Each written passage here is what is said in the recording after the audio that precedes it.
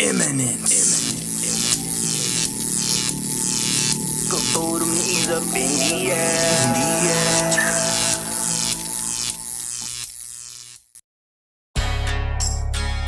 9, 8, 7. We have a go for main engine start. 4, 3, 2, 1. And liftoff. I've been waiting all week for some SFL action. On a big screen, I feel like I'm Ashley Jackson. Quarterback sneak, 4th and 3, man, what's happening? Touchdown, championships trying to stack up. I've been waiting all week for some SFL action. On a big screen, I feel like I'm Ashley Jackson. Quarterback sneak, 4th and 3, man, what's happening? Touchdown, championships trying to stack up. Rushing like a bullet into the end zone. Defense, hold up, no scoring in the red zone. Throw it up, pick 6, I feel like I'm Josh Rowe, throwing downs over the shoulder, think I'm Jack Winmo. I need me back to back, trying to be like Vulture. Cause a storm, cause I'm mighty, it's in the culture. Esports TV, YouTube, Twitch, SFL live tuning, you don't wanna miss. I've been waiting all week for some SFL action. On a big screen, I feel like I'm Ashley Jackson. Quarterback sneak, 4th and 3, man, what's happening? Touchdown, championships trying to stack up. I've been waiting all week for some SFL action. On a big screen, I feel like I'm Ashley Jackson. Quarterback sneak, 4th and 3, man, what's happening? Touchdown, championships trying to stack up. What is up, SFL Nation, and welcome back to SFL Night with the A.J.Striker. Thank you so much for joining me today or tonight, or whenever you decided to hit that play button or turn on that radio dial. Really appreciate it, y'all. And of course, I got my good friend here with me, co-host Diggy. How you doing? Good. Hey, doing good. I heard you had some nice a nice meal cooking on over there. While what you got going? I'm sweating. It got hot in there. I'm doing a, well, it's finished now, but it's a Parmesan bacon gnocchi. So sounds great. Can't wait to get to it. Shit, I was getting ready to go into this Greek restaurant down the street and get some gyros, man. I've been having a taste for like gyros for the past month or so. I don't know why, so I'm gonna check that out. But I wish I was over there where you was. I'll definitely come by, get some of that gnocchi. I love gnocchi. Well, I don't know if it's gonna be restaurant quality, like a hero, but no, man. When it's made with love, you can taste it. So, but welcome everybody. Welcome back to the show. I'm really glad that you guys are hanging out with us. We are going to go over week 6 review and our picks for week 7, as well as where we write. My hot topic question before I go to the 4th and goal interviews will be, and this is actually coming from me, how much of an impact does your attitude have when you win and when you lose? So say that one more time. How much of an impact does your attitude have when you win or when you lose? Right. Yeah. All right. And then 4th and goal interview will include Mr. John Fullerton over from Fort Worth Toros. I got Doug Day over from Seattle Nemesis, as well as T.J. Harper from Jacksonville Kings. They are settling a bet that they made in Discord together, so that's going to be really fun to watch. And I also have Senior, our coach and co-owner, Eddue Gauge on. Now, I have some different questions that I'm asking everybody. Even when you come on in future shows, there are going to be some questions that are definitely different. And it's basically to get a more in-depth look at you, the person behind the player or the owner or the coach, and even give more insight about the community as well. So good stuff tonight, but let's start off with week 6 interview.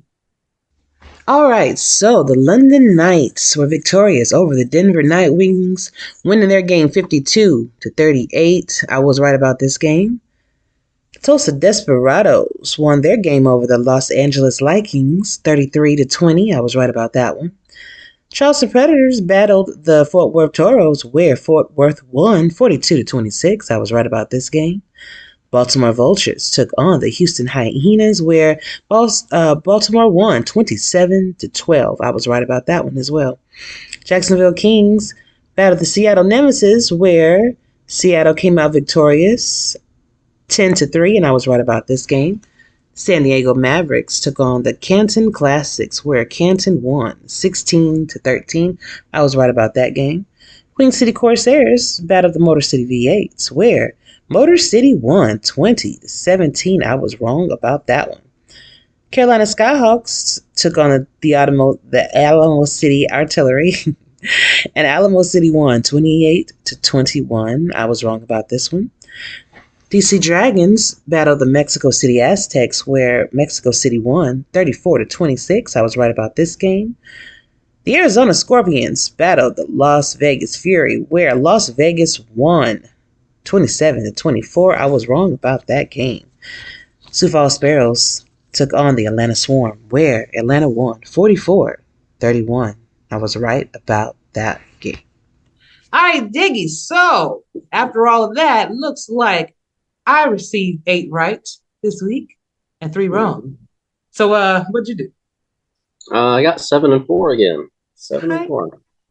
At least you're on that 7 and 4 trend, you know what I mean? Yeah. I mean, at least I'm ahead of 500, right? So yeah, that's a win. So totals for now, you're 37 out of 59, and I'm 33 out of 59. So I mean, we're still right there, but I got a feeling you and I are going to be a lot different on our pick'ems this week. I mean, it's a crazy week schedule, so I think we probably won't be picking a lot of the same teams. It's a lot of good matches this coming week. Indeed. All right, so we decided to take a couple of games from week 6 and break them down.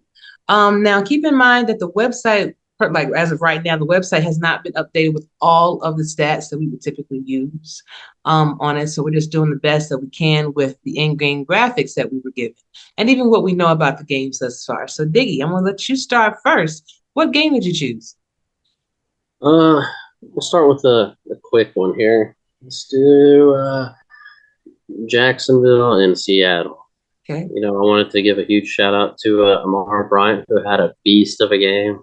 Mm-hmm. He had 2 pass deflections and an interception, and just early in the first half, you know, the first quarter was, you know, both offenses kind of struggled a little bit to play against some good defense, but Below Scott was able to get in a good reception and get a touchdown there and finally get some points on the board for the game. And that came with less than 2 minutes left in the first.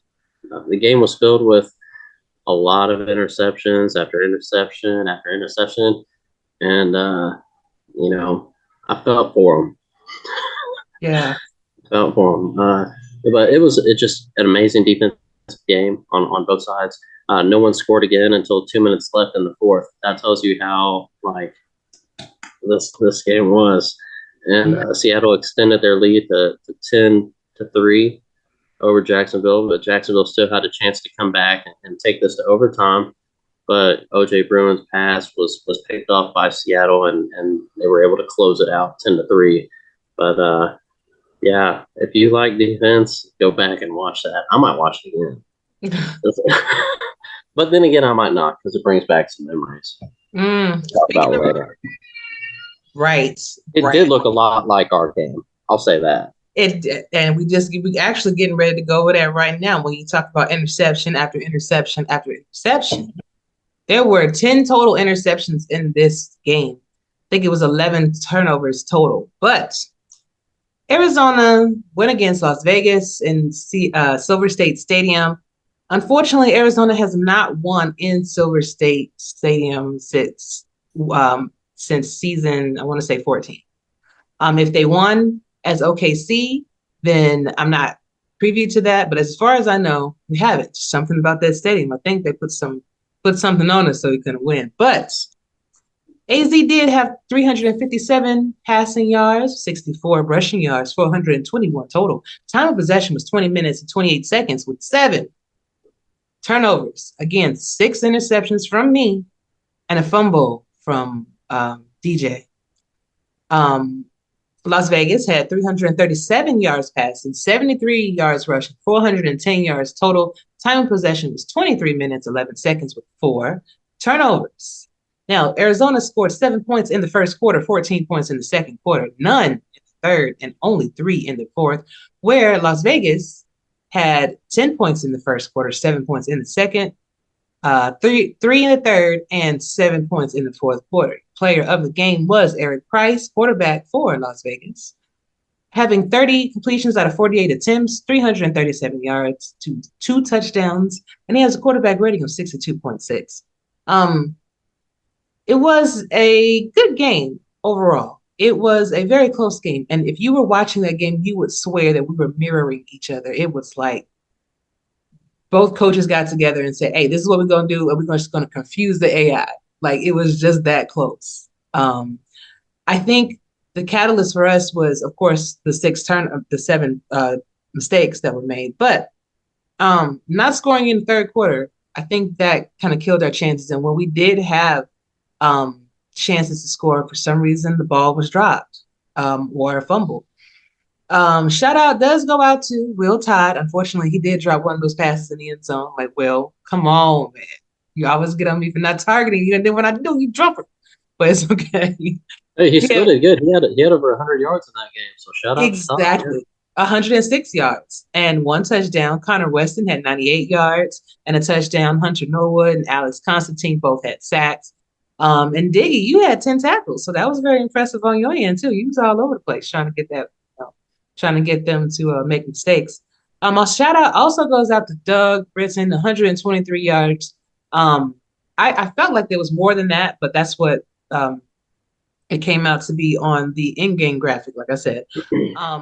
Doug Bretton is one of the most dangerous players on their team. He will run he will do a kick return field goal on you. We did a pretty decent job at trying to contain him, but it was still very difficult. And then a shout out goes out to Shad Allen for 7 tackles. So overall, like I said, a good game. This is our first loss of the season. 60 push-ups were done by the Arizona front office staff for the mistakes and everything. And as I tell everybody that watches us do those push-ups and struggle sometimes, all of that, we do the push-ups so that we can grow stronger with every mistake that we make. And I think that is just a really good representation of team solidarity, taking responsibility for your actions and just trying to make sure that you don't make those same mistakes again, or at least not as many of them. Yeah, it's a team building thing too, like you said. It's good to bust other people's chops about it sometimes too. Hey, where's those push-ups? I already did mine. And I did mine. We're just waiting on senior Eddue Gauge. But props to Las Vegas. It was a good game, but Eddie needs to look into something. Like he was talking, there's just something about when you all play there. There's got to be a curse or something on you guys. Eddie's done something to somebody, or something's happened over there. They told somebody, hey, we'll give you a ride to the game and left them stranded. Something happened, But it's, a blocked field goal that still goes in, right? And you can't write some of it. Crazy. Yeah, it was just crazy. And then the we throw a pick, then they throw a pick, then we throw it right back to them. It was just insane. But yeah, props to Las Vegas. Good game. I forgot we had a game. I've already, put it out. Indeed. 0-0. Who was your next game? San Diego versus Canton. The Mavs defense started strong, holding Canton to a 3-and-out, allowing their offense to take charge and get Pseudo Nakai into the end zone on an amazing run, putting the first points on the board, 7-0. Canton was able to get the ball moving on their next possession. Were able to score themselves a field goal to kind of close it up a little bit, make it 7-3.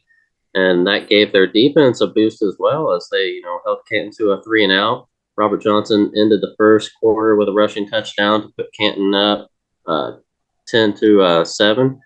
Cameron Curtis went down with a fractured leg, but guess what? Back next week, right? Back next week. Shout out to the medical staff on that stuff. It turns out, I wish I could break my leg and heal up in less than a week. That's a heck of a shot they're giving. Oh yeah. Where was I at?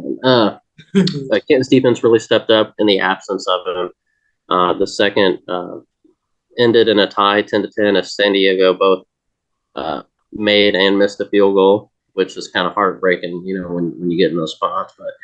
But the defense for both teams still played extremely well as they traded field goals during the third quarter, keeping it tied at 13. and it continued until the last couple of minutes of the game. San Diego fails to convert a third down, putting Canton, who were able to convert on their third down and keep the ball moving until they had 58 seconds left in the game. They found themselves in another third down spot, but were able to convert that one, and were able to have Ems kick a field goal, a game winner. Score was 16-13 Canton. Great job by both teams, and it came down to the wire, and it was an exciting watch. Indeed. Always is. Both my games were extremely well defended games. It was crazy. Yeah, definitely. I feel like this was also a week of interceptions and mistakes. However, this week was just full of craziness. When I did my first game, like I told you, the Seattle Jacksonville game, and then our game, I was like, it's just crazy enough that all that happened in one game, but it happened kind of like in two different games in the same week. I'm like, that's insane. Right. Right. And like I said, when 2K8 found out we was going to a different game, it was like, oh no, we're not having that. I'm gonna run anarchy. I'm gonna run amok. And this is exactly what it's doing. But it's all good. It's all in fun. My last game was the Sioux Falls Sparrows taking on the Atlanta Swarm and the Hive. Of course, Atlanta won 44-31. Great game. Sioux Falls actually wound up getting most of their points towards the second half. They actually scored first. But let me break it down for you a little bit. So the Sparrows had 311 yards passing, 95 yards rushing, 406 yards total. Their time of possession was 23 minutes and 3 seconds with 4 mistakes. They scored 14 points in the first quarter, 3 points in the second quarter, no points in the third quarter, and 14 points in the fourth quarter. Atlanta had 365 yards passing, 99 yards rushing, 464 yards total offense. Time of possession was 20 minutes, 51 seconds with only 1 turnover. They had no points in the first, 10 points in the second quarter, 28 points in the third quarter, and 6 points in the fourth quarter to end things off. Player of the game was Bryant Dynasty with 365 yards, 3 touchdowns. And unfortunately, I didn't get his quarterback rating. That graphic kind of got cut off. So congratulations to you guys.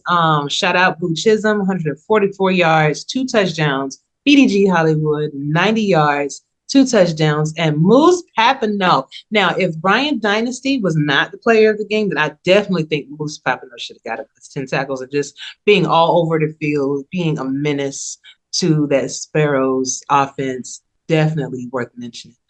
Kay Marion for the Sparrows had 1 touchdown for 126 yards, and Julian Tyree, quarterback for Sparrows, had 311 yards passing and 3 touchdowns. So great game to watch. I think Atlanta scoring 28 points in the third quarter. I don't know what the breakdown was after halftime for the Sparrows, because they were doing pretty good at first, but something just changed the tide, and it definitely changed the outcome of this game.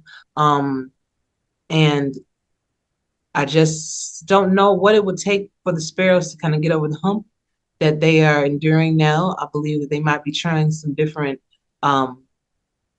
things on offense that is not just panning out for them right now.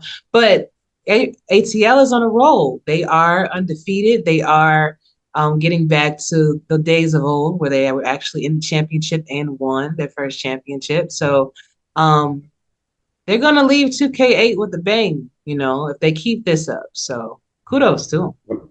I know we usually do 3. So even though we aren't going to go over 3 games, I want to throw an honorable mention in there on that. And that's the Denver Nightwings London Knights game. Mm-hmm. Denver did a heck of a job in that game, and I really thought they were going to pull it out until London kind of stepped on the gas there. So shout out to Denver on the games last week.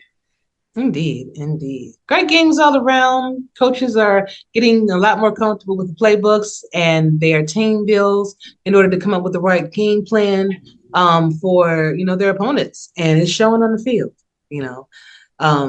Speaking of showing on the field, week 7 will include, starting at 1 p.m. Eastern, Queen City taking on the Queen City Corsairs taking on the London Knights. Going to be a fantastic game. The way London played, putting up the 52 points last week, definitely, definitely made a difference for me. So I think I'm going with London on this one. I think Queen City Corsairs, their defense, since they're so young, they're going to have a problem with London. So that's why I'm going with them. Yeah, I'm going with London as well. Okay. Las Vegas Fury will take it on Canton Classics. Going to be another fantastic game if Las Vegas plays as furiously as they did against us. Then Canton, may lose, but that front four in Canton is no joke. So I'm actually going to give the edge over to Canton this week.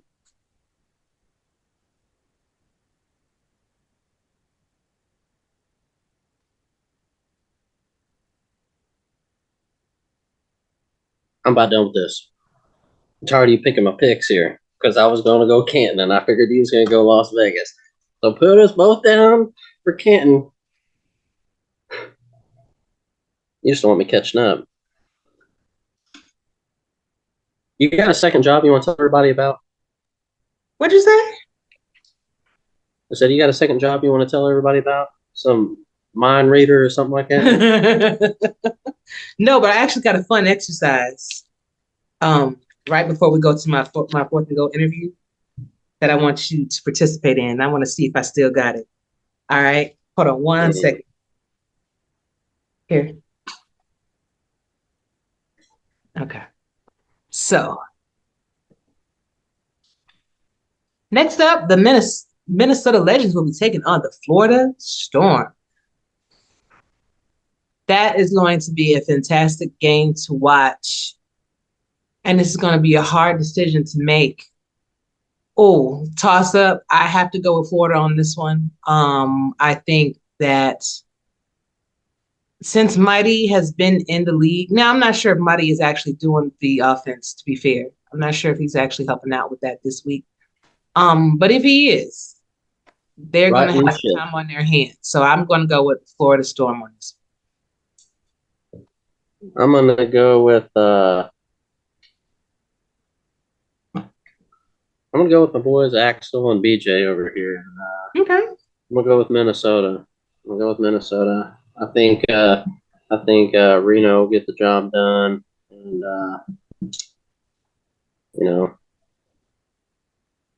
Okay, got it. Houston Houston Headhunters will be taking on the Carolina Skyhawks. That is going to be another good game. I'm going to give the edge over to Carolina.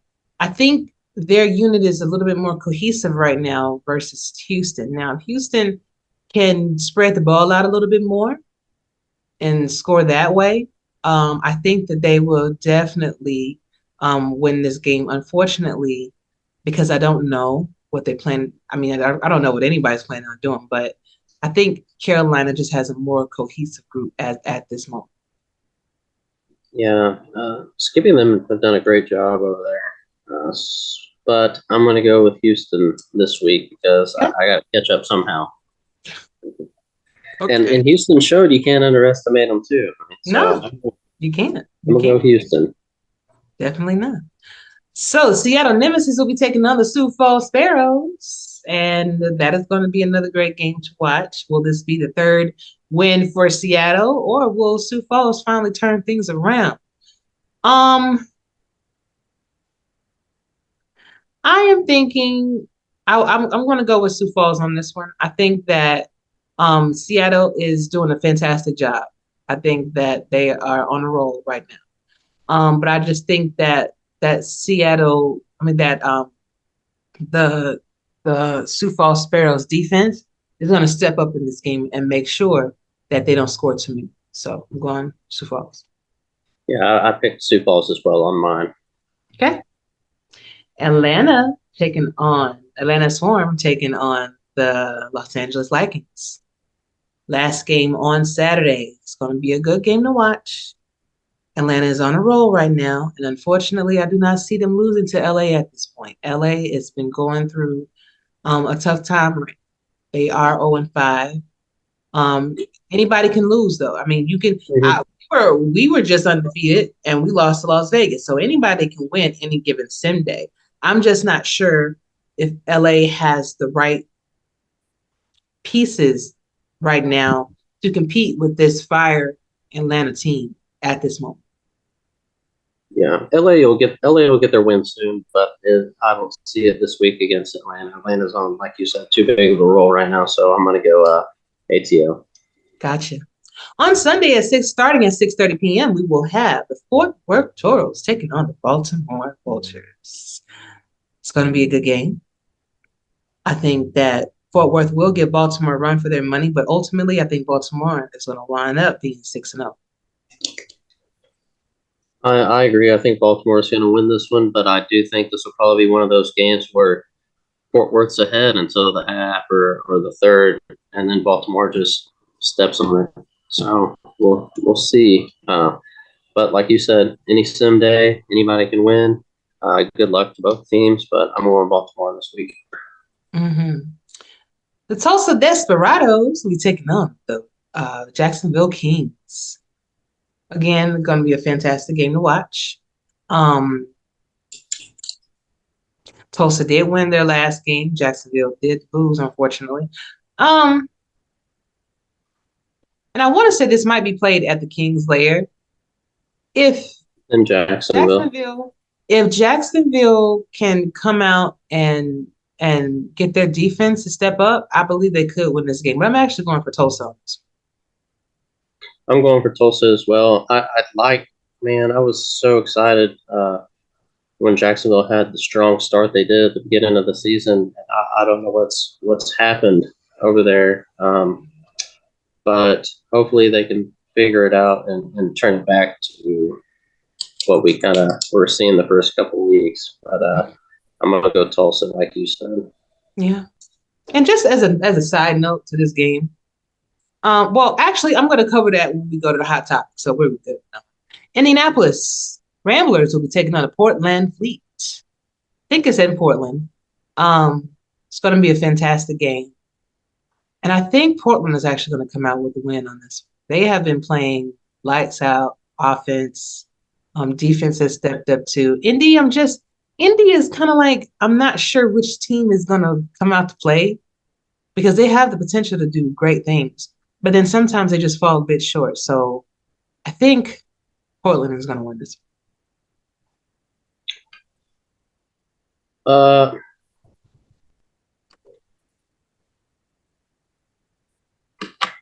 think it'll be a good game. But I'm going to go Portland on this one as well.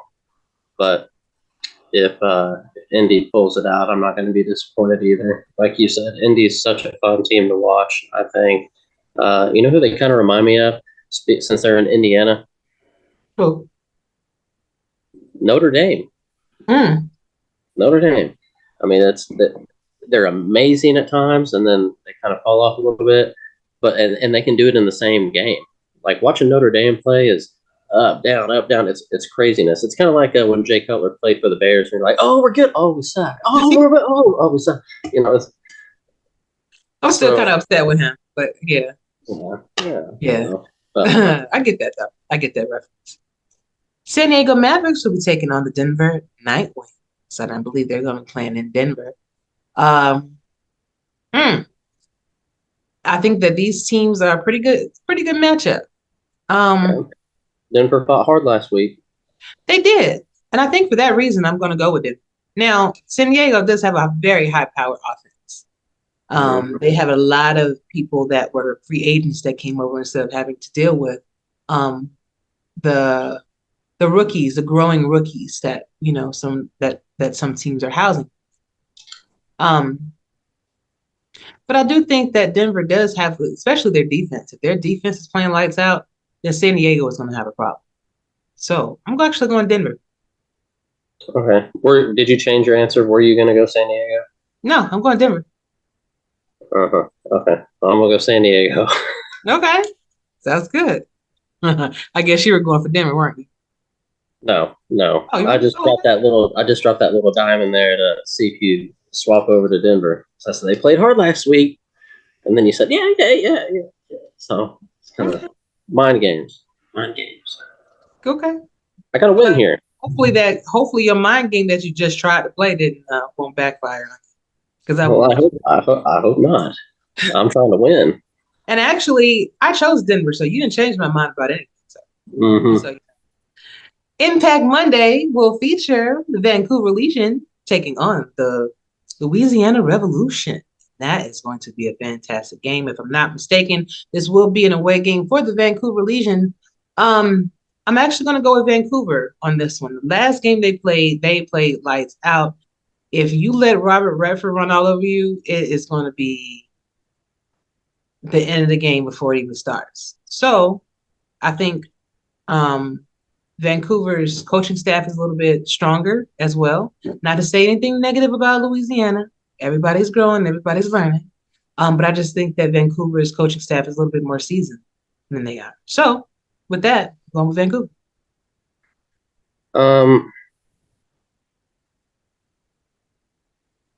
I'm going to go with Vancouver as well, and I struggled with this one looking at it because Louisiana is playing well, but I had to look at Vancouver's schedule and who they played, and keeping it close with Atlanta, who's playing lights out, beating Minnesota, and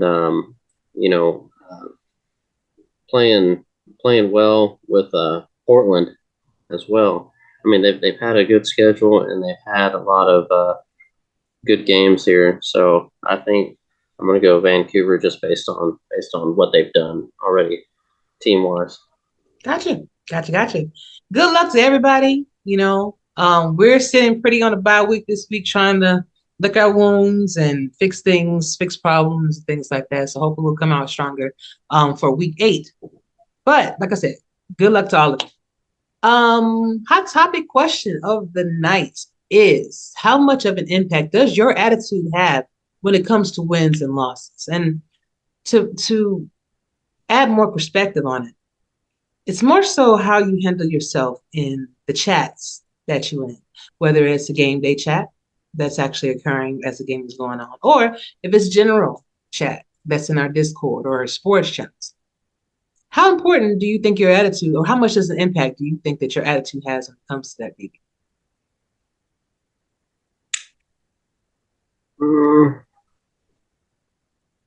I kind of like you can voice your concerns or your stresses kind of in the locker room with people that kind of understand. I wouldn't put it out in the gym chat just because you're still representing your team as a whole when you're out there. And even in the locker room, you kind of got to be careful as well because you may not have some people that are as seasoned on the team as you are, and it may impact their decision on whether to stay in the locker room or test the water somewhere else. So you gotta kind of play it safe all the way around with it. And it's best to just, okay, I'll put it my way. I don't like to lose. I've experienced losing. I had a great time in the minors, won in the minors, and I didn't really experience a lot of loss until I came pro, right? Had a rough season with QCC. We had a good season, got in the playoffs with DC, and ended up coming over here, and we kind of started off strong, but we lost our first game last week. I don't like losing, but it's part of it. I understand it, and I'm okay with the losses. But what I do is step away, especially if it's a tough one. I know I was a little late, maybe like an hour, but you drop your GGs out there, and you also can step away from the locker room. I didn't say anything about the game. I mean, take the night off. Take the night off, take the next day, and then say something.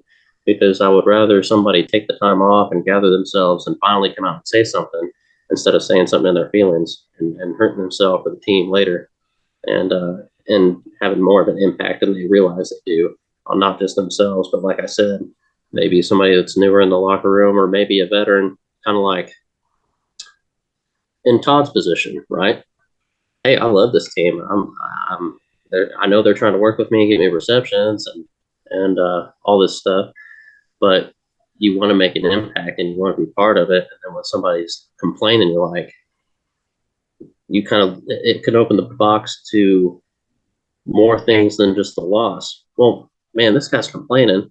I'm dealing with more than he is because I'm not getting all these looks. I'm not getting the touchdowns. I'm not getting, well, maybe I should try something else. Your complaining can make people reevaluate their situation as a whole that has nothing to do with the loss you just took. You're griping and moaning and stuff can put somebody else in a negative light where they're really evaluating their spot on their own team, and they're like, I want to try something else. So it's okay to have it, but take that break first. Take the break first, and then say something. Of course, be respectful and give your GGs out, but take that time before you not only hurt yourself, but have a chance of hurting the team, whether you intended to or not. And saying something in your feelings can just get you in trouble. So do what I do. Take a break, come back in, and I got that advice from Mike Churchill. So you lose, and instead of saying something, you just chill. Yeah. And especially if you're in a position of power or leadership position, I think that is very important on how you come out there. So I threw 6 interceptions this game, right? I didn't come out there blaming the AI. I didn't come out there talking bad about the other team or talking trash about my team. None of that. You do. You put your good games in, because where we lost and it hurts us, to other people, they won, and that meant something to them, Mm-hmm. And you don't want to be the one that kind of sheds the negative light on the situation, because somebody had to win, somebody had to lose. And when you accept those roles as quarterbacks or as running backs or as general managers and owners, you are the one that is the leader, the face of the team. And so how you react to things, your team is going to follow, whether that's right or whether that's wrong. So for me, be a gracious winner. Don't come in the chat talking about, oh yeah, we did this. You can have your vibrato, you can celebrate. But when it goes overboard, to where you're alienating people now, on purpose, because you can tell when it's on purpose and when it's not. Or whether you suffer a bad loss. I've thrown 7 interceptions before, we still won the game, but I threw 6 and we lost. So sometimes it balances out, and understand that you chose to be here. You chose the position that you were in. And ultimately, you have a responsibility as a player, as a teammate, to lead by example. Even if you're the kicker of a team, even if you're the punter, even if whatever position you hold on that team is important, because you are making up someone's playbook. You're making up somebody's team build, and you're representing somebody's team. So be graceful about it either way, because you're going to be on the winning side, at some point. So treat others the way that's not bad. I was talking in generality. Yeah, that's what I'm saying. You're speaking, a lot of what was a position of power. And if you're coming from a position of power, you definitely need to take that thing off, because not only does that flow into the disrespect part, like you kind of said, but it also flows into that will definitely hurt your team. Man, my coach ain't got any faith, or my owner ain't got any faith in this team. Why am I here? This is a wasted season. I'm out. I'm gonna go somewhere else. If he's already thrown the season in the trash, is he even going to try to win? Is he even going to try to put the playbooks in, or are we just going to copy and paste for the week in, week out until the season ends? So it's deflating to your team, and like I was saying too, when you're in the position of power, it's best to just kind of, you can address the negatives, but throw some positives in with it. That's how it Exactly. needs to be done. Sandwich it. But if you're going to come out like you said earlier, oh, we did this, we did that, and come out all hot, right? Putting yourself up there. Oh, we just smashed them. Oh, God, man, did you see that? You better be ready for somebody to react because Yeah. they're in their feelings, right? So if they say, oh, yeah, we won. Okay, well, yeah, you won. But if we wouldn't have gave you that pick six, or if hey, if you wouldn't have kneeled it out, we'd have smashed you. Or hey, we actually kind of beat ourselves because we fumbled on the 1 yard line and you just happened to grab it, return it for a touchdown, or our mistake gave you the win, right? You know what I'm saying? That you just be ready for it. Be ready for it. Don't come out all hot and heavy, and then get all defensive when somebody fires back and says, "Well, you only won because of this." Or, oh man, You the can AI dish it. screwed us. You can dish Yeah, it. you You gotta be gotta able to take take it. it too. That's it. And don't Hey. start it. Do not start it if you can't take it. And do not start it and let somebody fire back and then run over to Ashley. Oh my God, my feelings hurt. Well, who started the conversation? That's exactly what You I'm like. started the conversation. Yep. Exactly. But Yeah. solid, that was just something, that I saw recently that I kind of wanted to address in direct. Don't have to name names. Most people know, but it it's just a game, guys. First of all, you're not out here playing. You're not out here taking the pitch. You probably weren't involved in putting the Sims inside of or helping your coach. So just chill, man. Just chill. When I'm watching But the game, I feel like I'm playing. My chest feels like I'm playing. yeah, right. You do. You ready? Okay. My arms right now feel like I'm playing with all them doggone push-ups we had to do. But it's all good. It's all good. Now, I wanted to play a quick little game before we went to fourth and goal interview. First off, shout out to Amir Bryant. He is having surgery, I think, today, or he's having some kind of procedure done today. You'll find out about a little bit more about it later on when Doug lets us know. But shout out to you. Hope everything is successful. Probably when you see this, you've already had it. And send we're praying for you and much love to you. Okay. All right. So Diggy, do you have a piece of paper? Anything handy right now? I got an envelope. Probably the Okay. same envelope Las Vegas paid the refs with. I got an envelope right here. That home cooking. Okay. So on that envelope, I want you to choose any number that you want, but make sure that you can add and subtract to it very easily. I don't care what number it is. And if you're at home, if you're in chat listening, I want you to do this too. Hang on, no, that number's too easy. Let me get another one here. I don't know what you're picking. Okay. Okay, you ready? Yeah.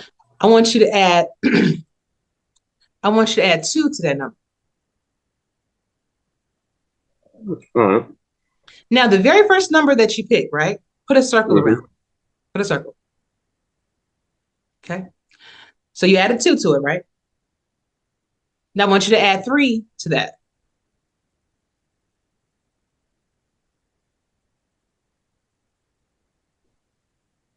Okay. Okay. Now please add 4 more to that number.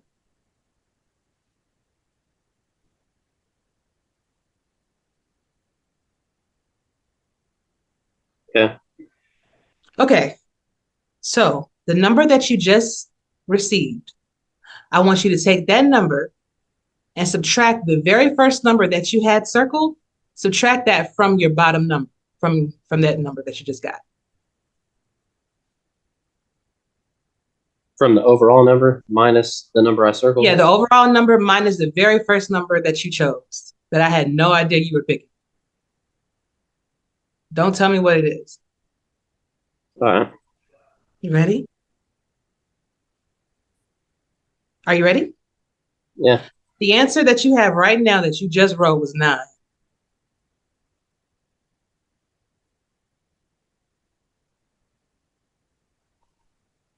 Hang on a second. I think you messed up somewhere. You said pick any number I want, right? Any number that you want, right? Yeah. Then I told you to add 2 to that number. Yeah. I told you to add 3 to that number. Yeah. And then I told you to add 4 more to that number. Add 2, add 3, add 4, minus the number I circled. No, you messed up.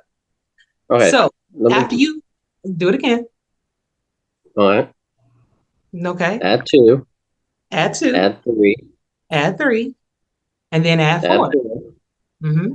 And then minus.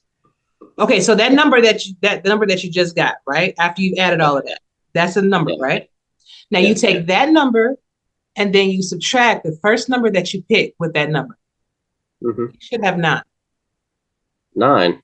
Yeah. I don't have 9. I got 253. You didn't do something right there. And that is 9. 9? Okay. You write mine down. Okay, you write it down. Well, I don't have a pen. I don't have a pen handy.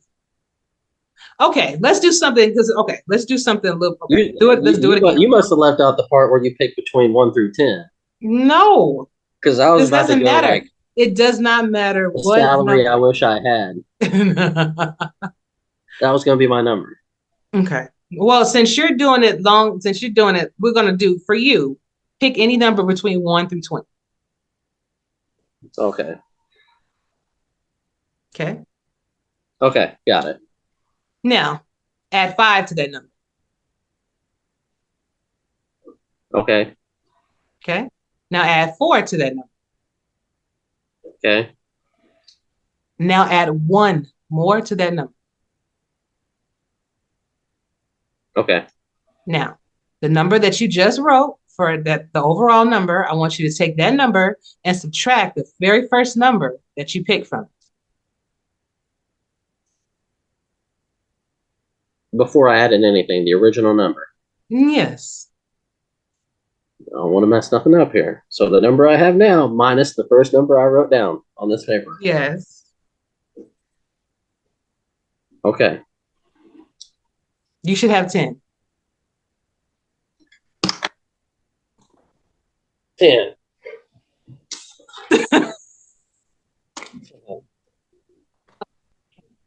See, the magic is real when you condense the number. But when you your subtracting is better when I condense the number. no, almost real. I will take a picture and send this. Please do.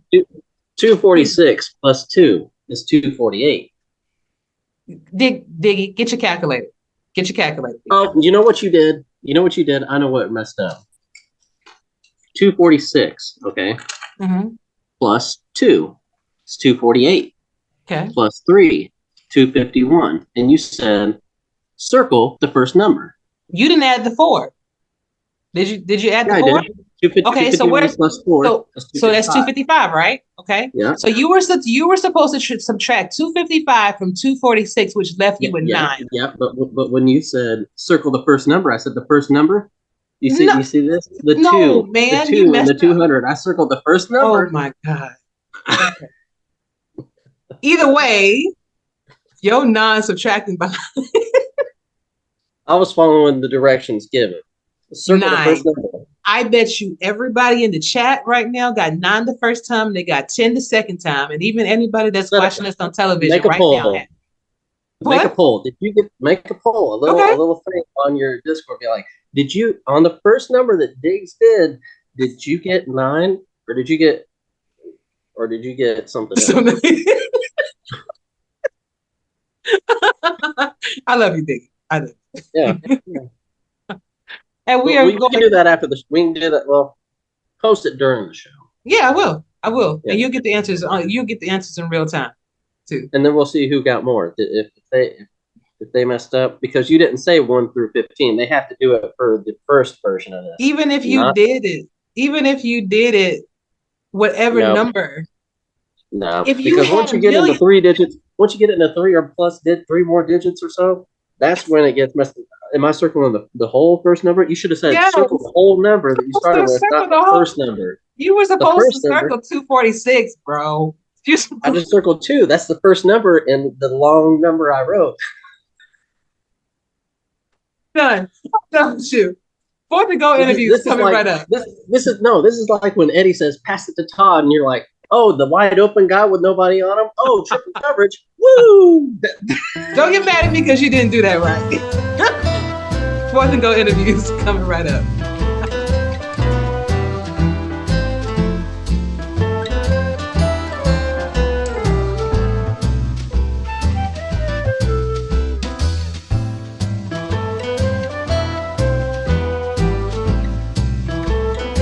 What is up, SFL Nation, and welcome back to my fourth and goal interview featuring Mr. John Fullerton, Mr. Easy Money. How are you doing? I'm doing good. How are you doing? Doing good. Like the Marvel shirt you got on, Marvel fan. Thank you. Appreciate it. Okay, okay. Mm-hmm. Loving it. So, welcome back to the show. It's been a minute since you've been on. What's new with you? Yeah. Not much. Just work. Yeah. I understand. Mm-hmm. So, what about your game that just happened? Let's talk about that.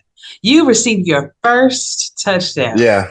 In the majors. How does that feel? Mm-hmm. It was a really it was a great feeling. I'm not gonna lie.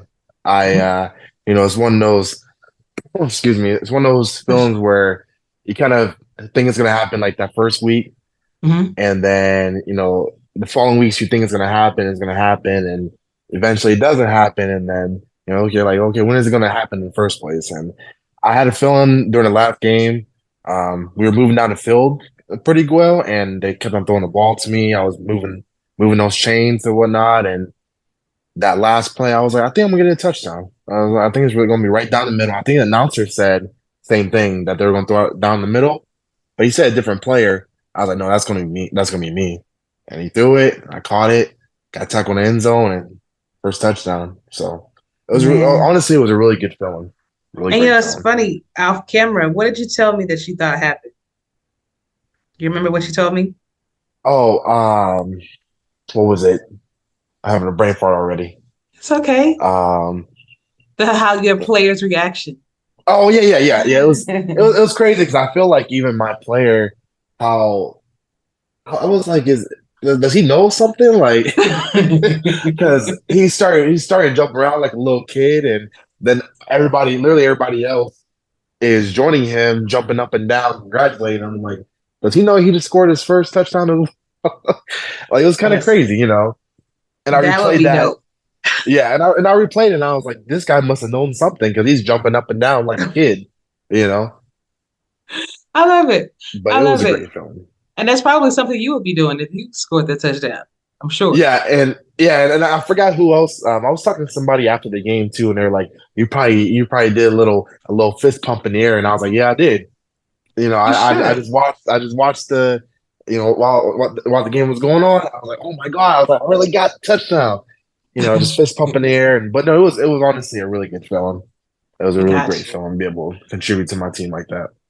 I love it. So what has the team locker room been like since you've been in there? How's the transition been actually going on to a major leagues team from the minor leagues team, and like you being this far into it? It's been great. I know I've been following a couple of teammates. I think it was, I may get it wrong and hopefully I don't get yelled at, but I believe it was Hacker. He put a little guide together, and I've been kind of following that game plan each week. Okay.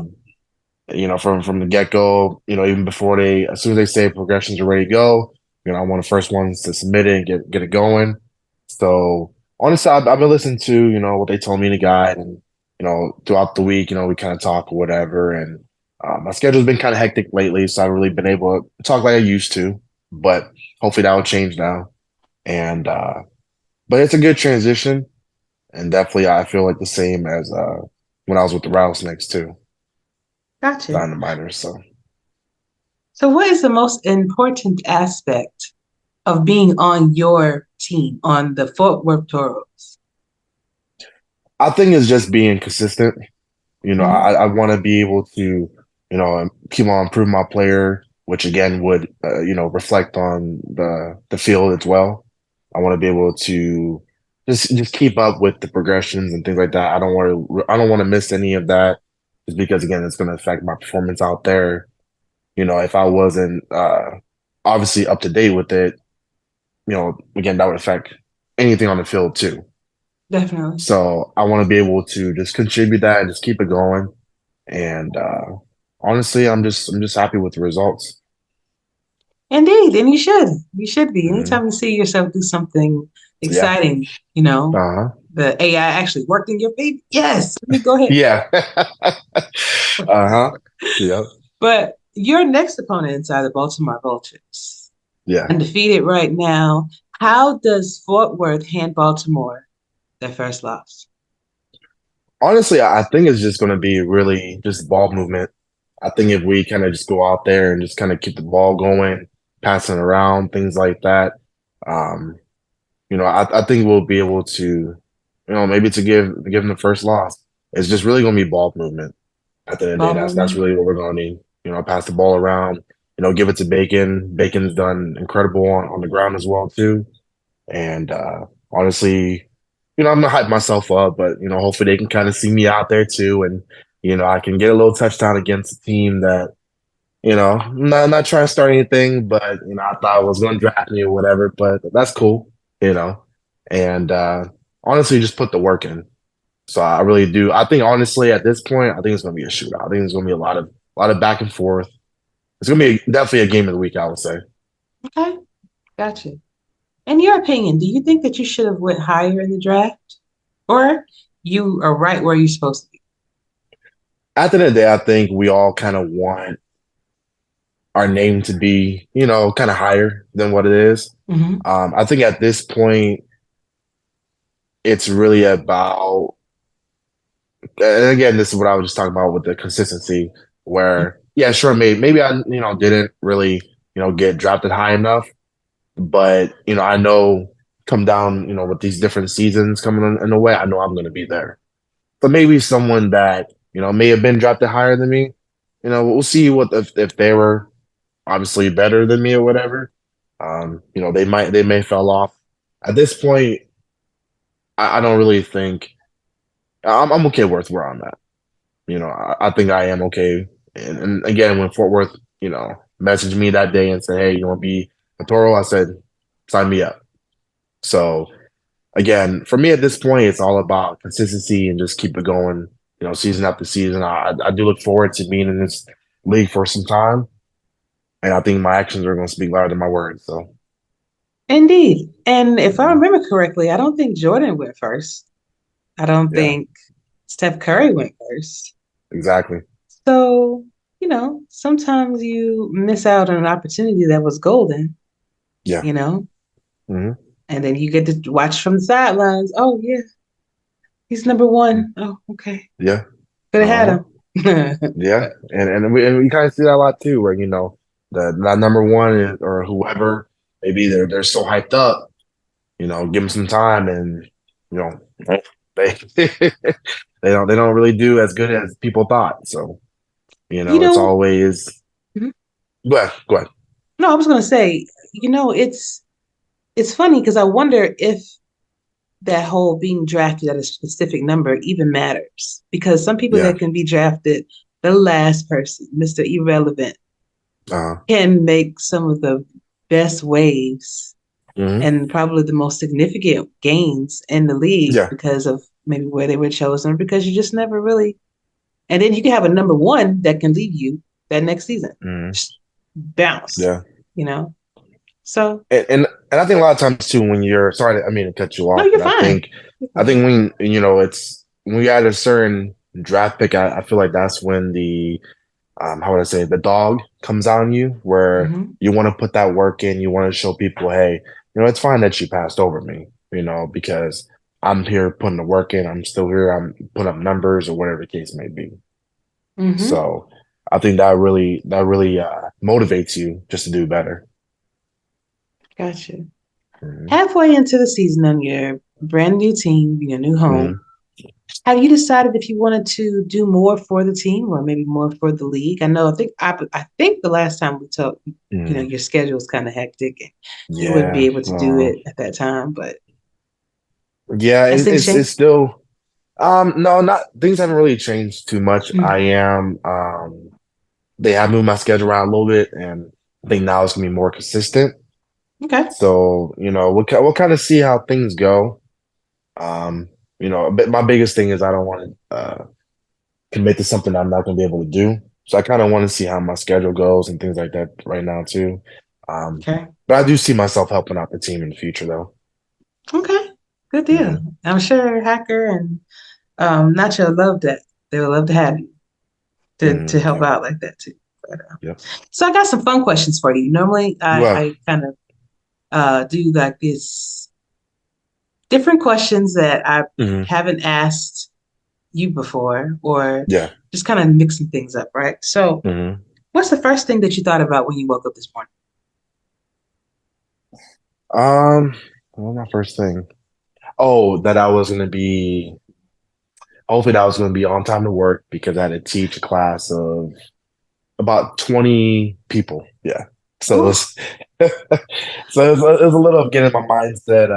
I had to teach a little bit of it was a small class about pressure points and self defense, small things like that, and just my mindset of okay, this is what I'm going to teach. This is what I'm going to go over. And of course, standing in front of 20 people can be pretty hectic in a way. but absolutely. I do have it. I have to finish tomorrow, and then that'll be it. So that was definitely the Okay. first thing I woke up this morning thinking about. Yep. Well, Anthony, y'all don't mess with him. Don't. Mm-mm. He no pressure points. Knock you out. Uh-huh. Yep. If you had 25 hours each day, um, like if you had an additional 25 hours, let's say it was 50 hours, what would you spend 25 hours of it doing? And actually 25 hours. That's half of Honestly, it. I think that's a pretty interesting question. I will say that more time. I think honestly, I'm not even gonna lie. I probably would get a little part-time job. Just be able to make some more money. I mean, who doesn't like money, honestly? But no, I think I would be finding more like hobbies and more things to do, just to I guess kind of do. Okay. Yeah, and honestly, probably help out the team too, because then I'll have more time. There you, there you So go. There yeah. you go. Uh-huh. So since you're a Marvel fan, it's probably be a good one for you. Mhm. If you were a superhero, who would it be, and what would be your superpower? Honestly, I would have to go off of probably say the Hulk. Like as far Okay. as superpowers as the Hulk, being able to be I don't know about maybe turning green though. I don't know if I would want to, wear a size I don't know what his waist is, maybe like a size 100. I don't know if I would want to I don't know if I would want to turn green, but maybe I can Nah, just bro. I mean I already got big feet and things like that. I'm already a bigger guy as it is, so I don't want to try being bigger, um but honestly, I would say probably super strength. Obviously, being able to jump so many miles or whatever the case may be, and just being super strong. So something Okay. like the Hulk. Yep. If you could run, if you could, let's say you're running for office, president, what would be your campaign slogan? Uh, a campaign slogan would be, um, I think it would be like something like "easy money for you." I think, yeah, I would definitely have to use easy money. Uh, but I think if I ran for office, I would say "easy money for you." Easy money for you. And Okay. uh, and it would just be one of those, if I'm in office, everything is cool sailing and it's just easy money. I don't know. What is the name of that game where you play as the president and there's some extraterrestrials that come down and take over the planet on your watch and you got to go to protect the entire planet? What is the name? Is that one of the Saints old Row. I think it's Xbox? called Saints Oh, Row. yeah, yeah, yeah, yeah. I Saints don't Row. know Yep. why when you were telling me that, Yeah. I imagined that and that imagined Yeah. you in it. Saints Row. Yeah. I think they just came out with like a reboot, or they kind of came out with a new one or something like that. Okay, I might have to check it out because that was So fun. That yeah, it was was. Yeah, I always said it was a little knockoff of GTA, but with more yup. adult humor in a way. Yeah. But Oh yeah, my I do God. remember Saints Row. Yeah, having to I do tell your remember children, "Hey, go back over there. You can't watch home replay this." that. Uh-huh. Yep. Um, who is someone famous that you've met, and how did that come to be? Honestly, I really haven't met somebody famous per se. Okay. I was close. I will say I was close to meeting James Harrison of the Pittsburgh Steelers. I had Really? at the time, I think I went to the airport to pick up a friend of mine, and I looked and I was like, "There's this guy. He's big as hell. Like he's a big guy." Hmm. And I remember obviously James Harrison because you see these guys on TV, and when you see him maybe out 10 feet away, you're like, "Is that really him?" But Yeah. I remember his forearms. He had big forearms. He had tattoos on them that said, I think it was like James Harrison or something like that. But I saw him and I was like, that's a big guy. And I was going to say hello to him, but then he also had his kids with him. Yeah. And I'm not going to do that. Like that guy's, he's traveling with his family or whatever. I'm not going to do that. And you know, I'm gonna give him that respect. And he's probably just out here because obviously Arizona, a lot of NFL players they do like to come out here for the weather too. So That's whether true. it's training or whatever. So yeah. It's true. You know, Mhm. and I think that they appreciate that when you kind of Yeah. just. But then again, I've met a few Uh, stars, and as long as you come to them yeah. like normal. Don't just Yeah. be all in their face. Let Yeah. me see you. Like, Uh, no, calm down. let me get the autograph. Let me get the autograph. And Like, yeah, bro, then yeah. that's when I'm with my family. Can I do my thing? Saying, hey, what's up? I don't. Uh, Um, if you were stranded on a desert island and you mm. only had three things with you, what would they be? Oh, if I had three things with me, I'd probably be. Let me see. Mm, I would probably bring. Honestly, I'd bring uh gaming laptop because gaming PC obviously you have different parts to it, but gaming Okay. laptop, a machete, and honestly, probably like a fire starter. And then I think I'll be okay. Create a Okay. little hut, have be in that little hut where it's nothing but sticks and grass or whatever, Mm-hmm. and just play on my computer. Okay. So, Do you have any hidden talents? I mean, hidden talents. Mm-hmm.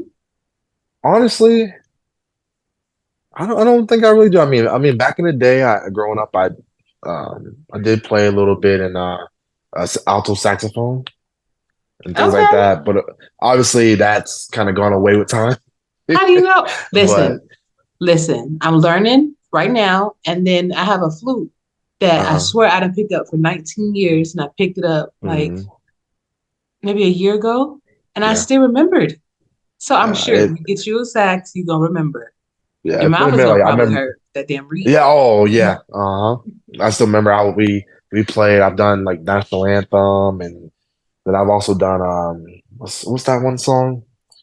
It's by Coldplay, Viva Viva something. It's by Coldplay. It's one of the most popular songs that Coldplay has done. But it's like Viva la something. It's not. But No, that's not what Viva I'm la thinking. Is Loco or definitely. something. Yeah. But it's one of Coldplay's. I know it's one of their popular songs. We actually back in my high school days, I actually played alto saxophone to that too. So you Yeah, played by it's ear been a then. minute. Yeah, You played by ear. we no we ours more just I was part of like the marching band, the concert band, Me few, too. few different few different like little concert stuff or things for the school. And So so you never heard a song and then practiced on your instrument until you got every single note and you knew how to play that song? no, Oh, guess I'm the only no, one for us then. it was just we just had our like, we had the I forgot what it's called now, but we obviously had the notes and everything right in front of us. Mhm. And obviously playing after a minute, you're like, okay, this is pretty good. But Okay. So, when you were younger, what was one of the scariest things to you back then that you look at now and be like, why was I so scared? I think it was things that were kind of scary. I would probably say, you know, maybe the dark. Hmm. Hmm. And then now I think I find a solution where I just turn every light on in the house. So or it's kind of like it's like one of those when you see on TikTok where they turn the light on and they run like 50 miles per hour to the other room. So so with me, obviously I'm a little bit faster than now. I'm a little, like I can run a little bit faster. So I'm just like swap the light off and then just run to my bedroom and lock the door behind me. Right. Yeah. Hmm. Okay. So if you can give advice to your 10-year-old self from Hmm. where you are right now, what would you say? I think the biggest thing for me would be definitely getting into sports. I waited a little bit till my senior year, and then unfortunately I got injured. So I think that was my biggest thing was honestly back then, I would tell my 10-year-old self, hey, get your body right, hop into sports early. That way you can get a scholarship, go to the NFL and get all the money in the world. But no, I honestly for me would be to give sports a try. Because my sport's always been basketball, but I've always wanted to kind of like dabble into football. Hmm. But like I said, I kind of waited a little bit late than I should have. So Hey, man, yeah, I get that. But, probably could have probably saved you from a lot of injuries that you could have had too. yeah, that too. What's the worst job you've ever had?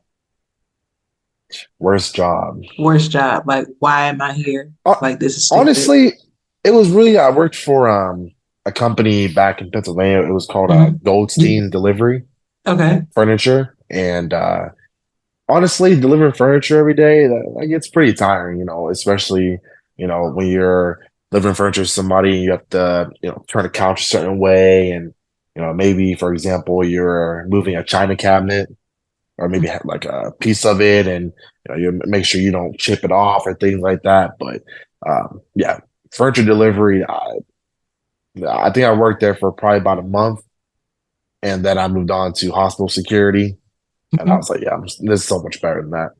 Yeah, I But bet. just exhausting, very tiring work, very heavy furniture with little to no, honestly, safety equipment either. Oh no, see, that's Yeah. no, Hmm. no. Cause Yeah. see, then you Luckily, break your my neck partner out. had some stuff, but yeah, it's not Yeah. worth it. No, and then you got to go upstairs, downstairs, in and no. Yeah. Mm-mm. No Uh, thanks. If you had to compete, had to, mm. like no answer buts about it, in an Olympic sport, what would it be? Basketball. Okay, you I, you I, that would, I, would, good? I would do some basketball. Yeah. I'll do You some that good? basketball. Uh-huh. Okay, Hmm. all Yeah, I would do right. some. I would do some basketball. I think because what I know I know they keep on adding things, and yeah, no boxing. I couldn't do that. I feel like I don't, what is it called where they're Fencing, the little thing rolls across the floor and you have to like shave the ice or curling. curling. Yeah, that's what it is. Yeah, I feel like curling would be extremely hard to do too, so I'm not gonna do that. That's Kind of just going down, just shaking that, keep trying to make it stop. But Do not get me um, started on curling. Don't get me started. but yeah, no, definitely basketball. And honestly, too, I feel like that's for me. I like to watch when the Olympics come on too. I like to watch it strictly for Yeah. basketball to see what's going on. You know, Okay. You get $1 million in your bank account right now. Mhm. What's the first thing you buy? House. House? Yeah, yeah. As far as Arizona, you know what I mean. But I would have to find Okay. somewhere. You already know how it is with the housing market. But no, I I do. would honestly, yeah, I would honestly buy a house. buy a house, find somewhere, maybe actually maybe buy a plot of land and just build my own house. I think that's what I would do. Yeah. And then you Yeah. have like, so what would it look like? Well, I would build a basement because I do miss Okay. basements. Can you have a That's, basement out here though? I think, yeah, I think depending on where you, I mean, obviously you have to watch out for the monsoons and stuff like that. But actually, that might not be a good idea. But I would make it work. I would make it work. I don't know if I have to build on top of a hill so that way everything can kind of go down the street or whatever. But I do miss basements, Yeah. from the East Coast and coming out here. But honestly, it would be just something nice. Honestly, something that would be maybe away from everybody, since Mhm. obviously everybody likes to live right next to each other. But um, and then just have, I think my only requirement in the house would probably have an awesome game room. That's it. Okay. Mhm. Gotcha. What if you had to be an animal, or what animal represents you, you think? Honestly, I feel like I would be a cat. A cat. Yeah, and it's Interesting. funny too because the other day I was with my girlfriend and we kind of saw this one cat. We were up in Phoenix and we were just driving around or whatever. And the cat was just chilling on top of a wall, Mhm. and I'm like, "That's great. That cat's just chilling or whatever, just sitting there." And then then it goes off and finds some food or whatever, and you know that's all they're doing all day is just kind of like eating and just sitting there.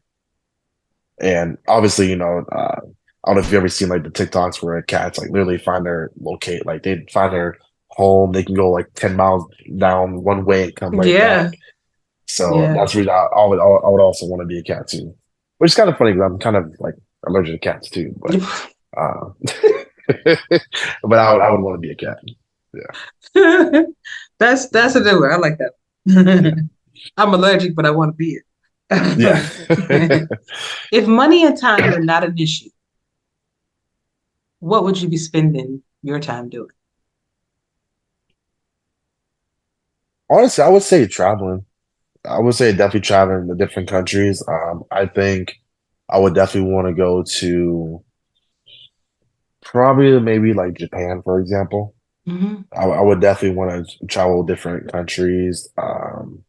Japan, Ireland, just kind of just go to different countries and just take in the views and just spend time there, honestly. Maybe connect But with people. yeah, Yeah. and then, like for me, I'm part Irish too, so I think it'd be nice to go to Ireland and kind of see how that would be too, and Okay. you know, but definitely travel around the world. That's funny because Doug said he would love to go to Ireland. Yeah, So, yeah. I would like that. All right. Last question. If you could have dinner with anyone in the world or that is not of this world, it's not no longer Mm. with us, they could be famous or not. Who would it be and why? Hmm. Who would I have dinner with? I have allowed people to say more than one person. So, if that I'm helps. trying to think. Honestly, I feel like I'm trying to think honestly. I think actually, who is it? I cannot think. I'm having like a brain fart today. But is it Neil? N- He's the one. He's the one that always talks about the stars and space and Neil everything. Like Neil Neil Tyson. I want to say deGrasse. Neil deGrasse Tyson. Yeah, I believe that's Yes. if I'm correct. Yes.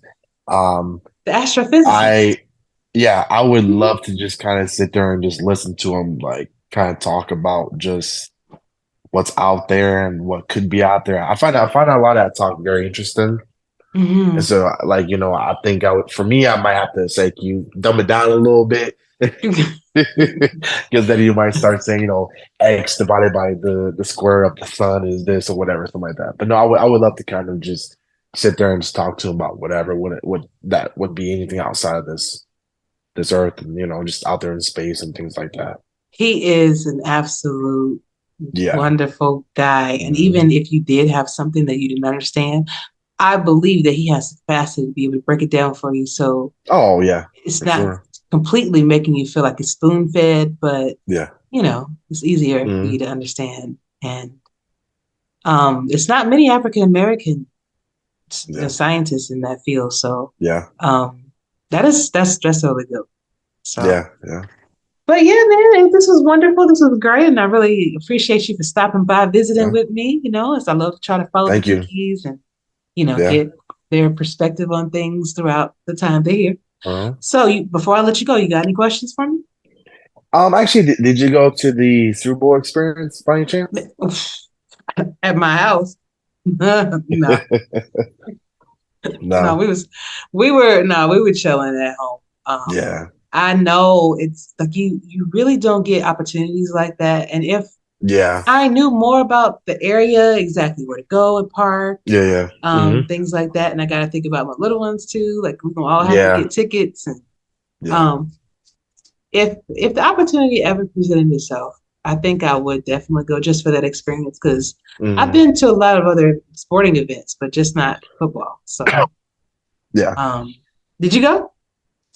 Yeah, actually, I did go. I ended up going. I think it was that Saturday. I think it was like Saturday. I think Man, I would have enjoyed it maybe a little bit more if I went during the week. I mean, obviously yeah, everybody was at work and things like that. It was pretty packed, but it was still nice to be able to see like the Lombardi Trophy and see the AFC and NFC championships and kind of just read up about a lot of things too. yeah, Um, but that was my thing about it too. That was kind of my first time that I ever really been around the Super Bowl, for example. yeah, As far as like growing up in Pennsylvania, like I said, you don't really have it, nothing in Cleveland or Pittsburgh or whatever. So, having it here was pretty nice actually. Pretty man. nice being around it. Yeah.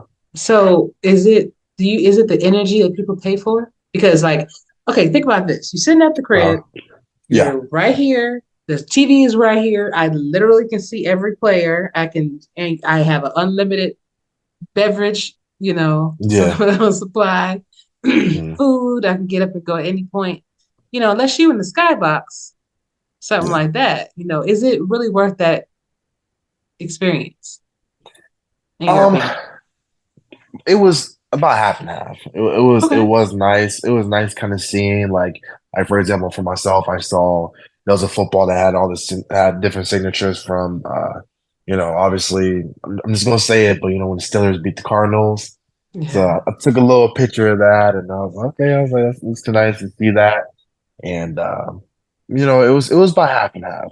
I think if it was less people, then it would have been a little bit better to actually try some of the various activities that they had. They Mhm. had like a quarterback scramble. They had little field goal kicks and things like that. Nice. But yeah, it was about half and half. Not if it was. Let's say if it was $200 ticket, no. Okay. Ain't no way. Yeah, you're not giving me for that. But it was okay for the most part. All right. It was Cool. okay. Cool. I actually thought you went to the Super Bowl, like the actual Super Oh Bowl. no, I think for me, if I would have went, I would have been on the lawn. I would have been right there on the lawn, just looking from the outside. See, maybe I can see Rihanna floating above the stadium. Just go sit on somebody's roof. Uh-huh. What would you Oh think man. about the game? Um, if I'm being honest, first of all, Uh-huh. I did say the Chiefs was going to win. Okay. So I Um, said the same thing. I called that. Even Yeah. though it wasn't necessarily a pretty win, I knew they was going to give them trouble, Yeah. and they did. But Yeah. good. It was a good game. I was Yeah. disappointed in the halftime show. I'm just going to be real. I agree with you on that one. I I agree. I don't think that for some artists they can carry that whole 30 minute or Yeah. 15 minutes. They can Yeah. carry it because they have enough songs and they appeal to Yeah. everybody. With the one that took place, like you can tell, and I get it. She was Mhm. pregnant. I Yeah. would not have my butt up there on no swinging platform being pregnant for one of them damn cables Uh-huh. to Just wait for mess one of up, them. you know? Uh-huh. But it was as much as the backup dancers tried to give that energy, it was Yeah. just different, you know? Yeah. But like I'm thinking about Bruno Mars when he came out there and he had a Yeah. whole Yeah. show. And then I Uh-huh. think they had the Red Hot Chili Peppers out there. It was just a Yeah. nice combination of people. Yeah. And I just think that they just need to mix that up a little bit more. Yeah, you're right. You're right. Unless it is an artist that has enough in their repertoire Yeah. that can really carry the whole show and keep that energy up. Yeah. But not to say anything bad about the performance itself. I just wish she had help with it. Yeah. You know, two Mhm. or three songs. All right. You know. Yeah.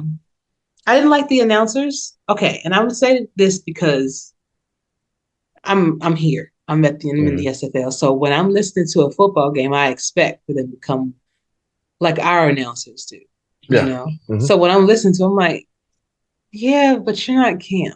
Like Yeah. you're not. You're not Demond. You're Yeah. not Yeah. Eddie. You're not giving Yeah. me Yeah. the enthusiasm. Like I'm just here, I'm here. And then yes, I am here, but then it goes Yeah. away. I'm Yeah. like, no. But other than Yeah. that, it was I mean, I haven't watched NFL as much anymore since I'm here. Mhm. And Yeah. honestly, I don't really miss it that much. I would agree with you on the Super Bowl. I really thought I thought they were gonna have a guest appearance. I'm not gonna lie, but I thought it was gonna be Drake, for example, because he was just in Yeah. Scottsdale. Yeah. And I was like, he's Yeah. gonna come out and maybe he's gonna do a song too or whatever. And they do have a couple songs together, and I expected that. And maybe if it wasn't even him, I expected somebody. Hmm. And so I was like, okay, and I still kind of watched it or whatever. And even from the get go too, I said the Chiefs were gonna win.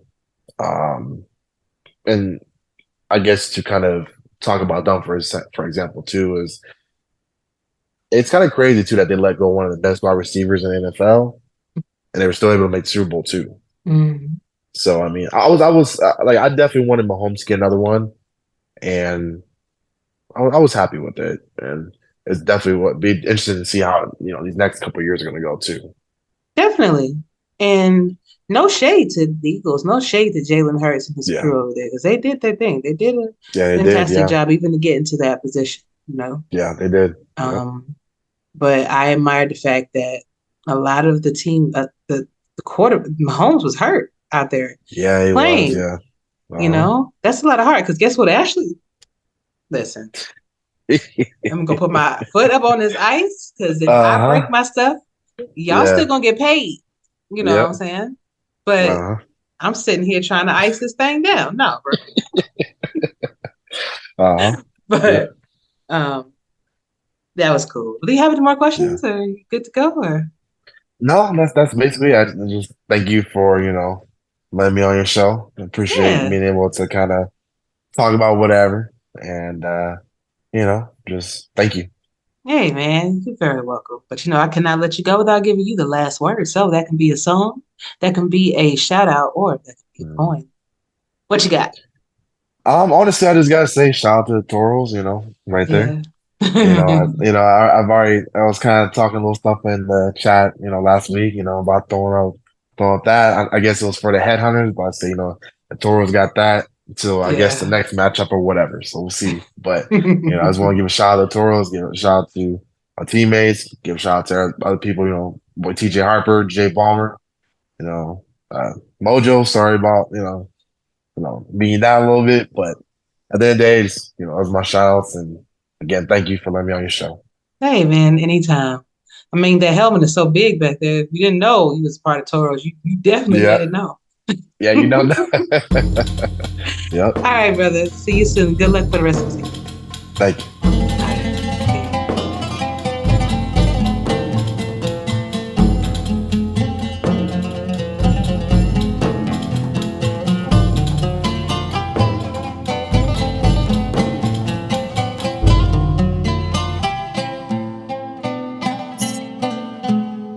What is up, SFL Nation? We are back with my fourth and goal interview featuring a couple of good friends of mine, Mr. Doug Day over from Seattle Nemesis and Mr. T.J. Harper over from Jacksonville Kings.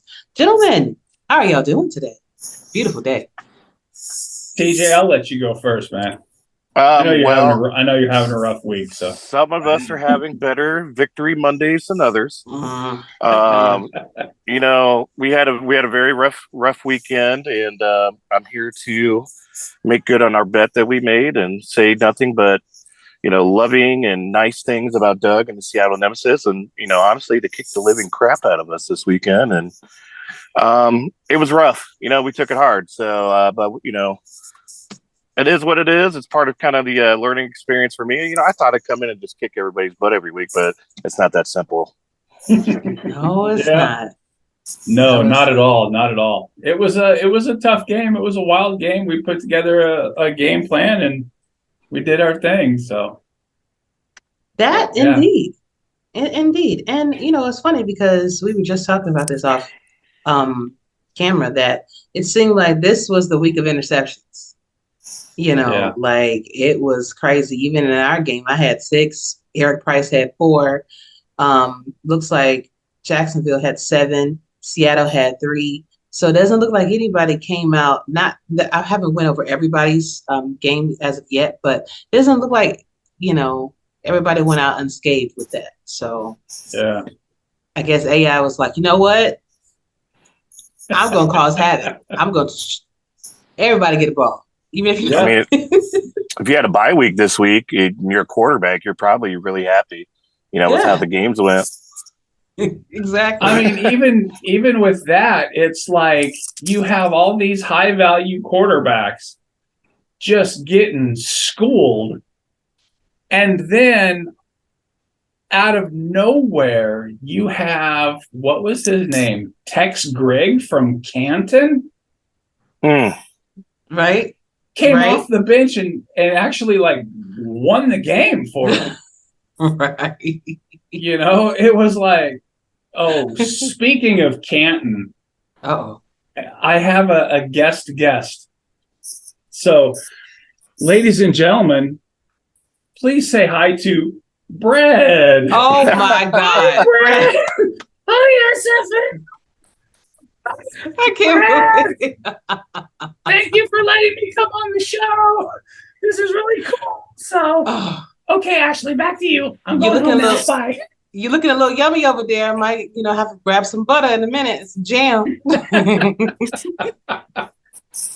Nuts. I figured she was crazy. But I couldn't resist. I never expected a piece of bread to pop up on screen. When he said he had a special guest, I'm thinking it's tea. I'm thinking it's maybe someone else, maybe a neighbor that just happened to see your game and wanted to talk about it. No, it's literally bread. Okay. Bread. I finally met bread. Stop it. Now, looking at this team comparisons for y'all game, the passing yardage was exactly the same, 191. Difference being for Seattle, it was 87 rushing yardage versus the 42 rushing yardage for Jacksonville.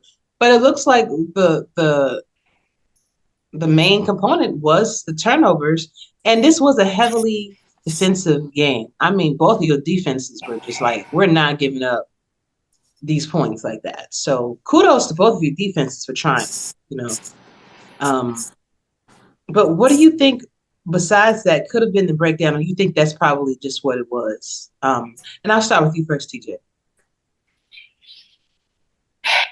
Well, Seattle called a really good defense for the offense we kind of deplore out there, and they were cover 2 and cover 3 strong pretty much most of the game, which kind of forced us to not be able to take the underneath like we wanted. And for some reason, OJ just kept going to those corner post routes there into the sideline where Amari Bryant was hanging out and Doug Day was hanging out over on that side of field. And we gave them a lot of opportunities to get interceptions, and they did. And that was pretty much the end of it for us. We just, we can move the ball. We just couldn't sustain drives. And that was, I think, the same issue that Seattle had was they could get a couple first downs here and there, and then we'd kind of stall out. And, if it wasn't a turnover, we were punting it back and forth. And, we both had the number of the offenses, and I feel like our secondaries matched up very well with their teams. And, with 10 turnovers that game, I mean, the numbers really don't lie there. Indeed. Doug, what is your perspective? Well, we figured our game plan was, and we figured that we could probably get past their secondary because of the, we looked at the low value of certain players in their secondary. I figured we could have got by them, but they game planned very well. We had Baloo running pretty good. She had hers, but like you said, it was just we kept stalling out, and we just couldn't, get going. We had everything working, but we just couldn't get to where we needed to. And then we get down to the red zone, throw those 2 interceptions in the end zone, and it was just like, oh, come on. But, our big thing was we knew their running back was a rookie. So we just kind of sat back in pass coverage most of the time, let the upper guys take care of the run game, and that was pretty much the way we were going to do it. And we did it, and we survived it. So, Indeed. But Now, I'm going to give you a couple minutes, TJ, to make good on your bet and, say what you wanted to say about Doug Day, his wonderful Twinkie self, and the Seattle Nemesis. So I've been thinking about this all week because every time I've made a bet in the league so far, I've lost every bet I've made. So if Skinny, if you're watching, it started with him. It's just been a losing streak this entire time. But I just wanted to say congrats to Seattle for getting win number 2. I know that was Doug's and, Ethan's and Harold's kind of number for the year where they wanted to, just kind of set the floor for their season. So they got their second win, and they got 7 interceptions against us. And props to Mark Bryant as well.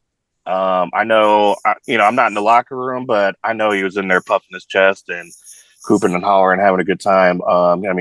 He played lights out. I think he only missed like one play in Kingston Ellington, and it literally went through like right in between his fingertips. Seattle was a team that I was maybe potentially looking forward to going to, this offseason, and they had filled their rosters. So I've got a lot of love for those guys. Doug was in my ear a lot when I first got into the league, and I think he was one of like the first people to actually welcome me in, if I remember correctly.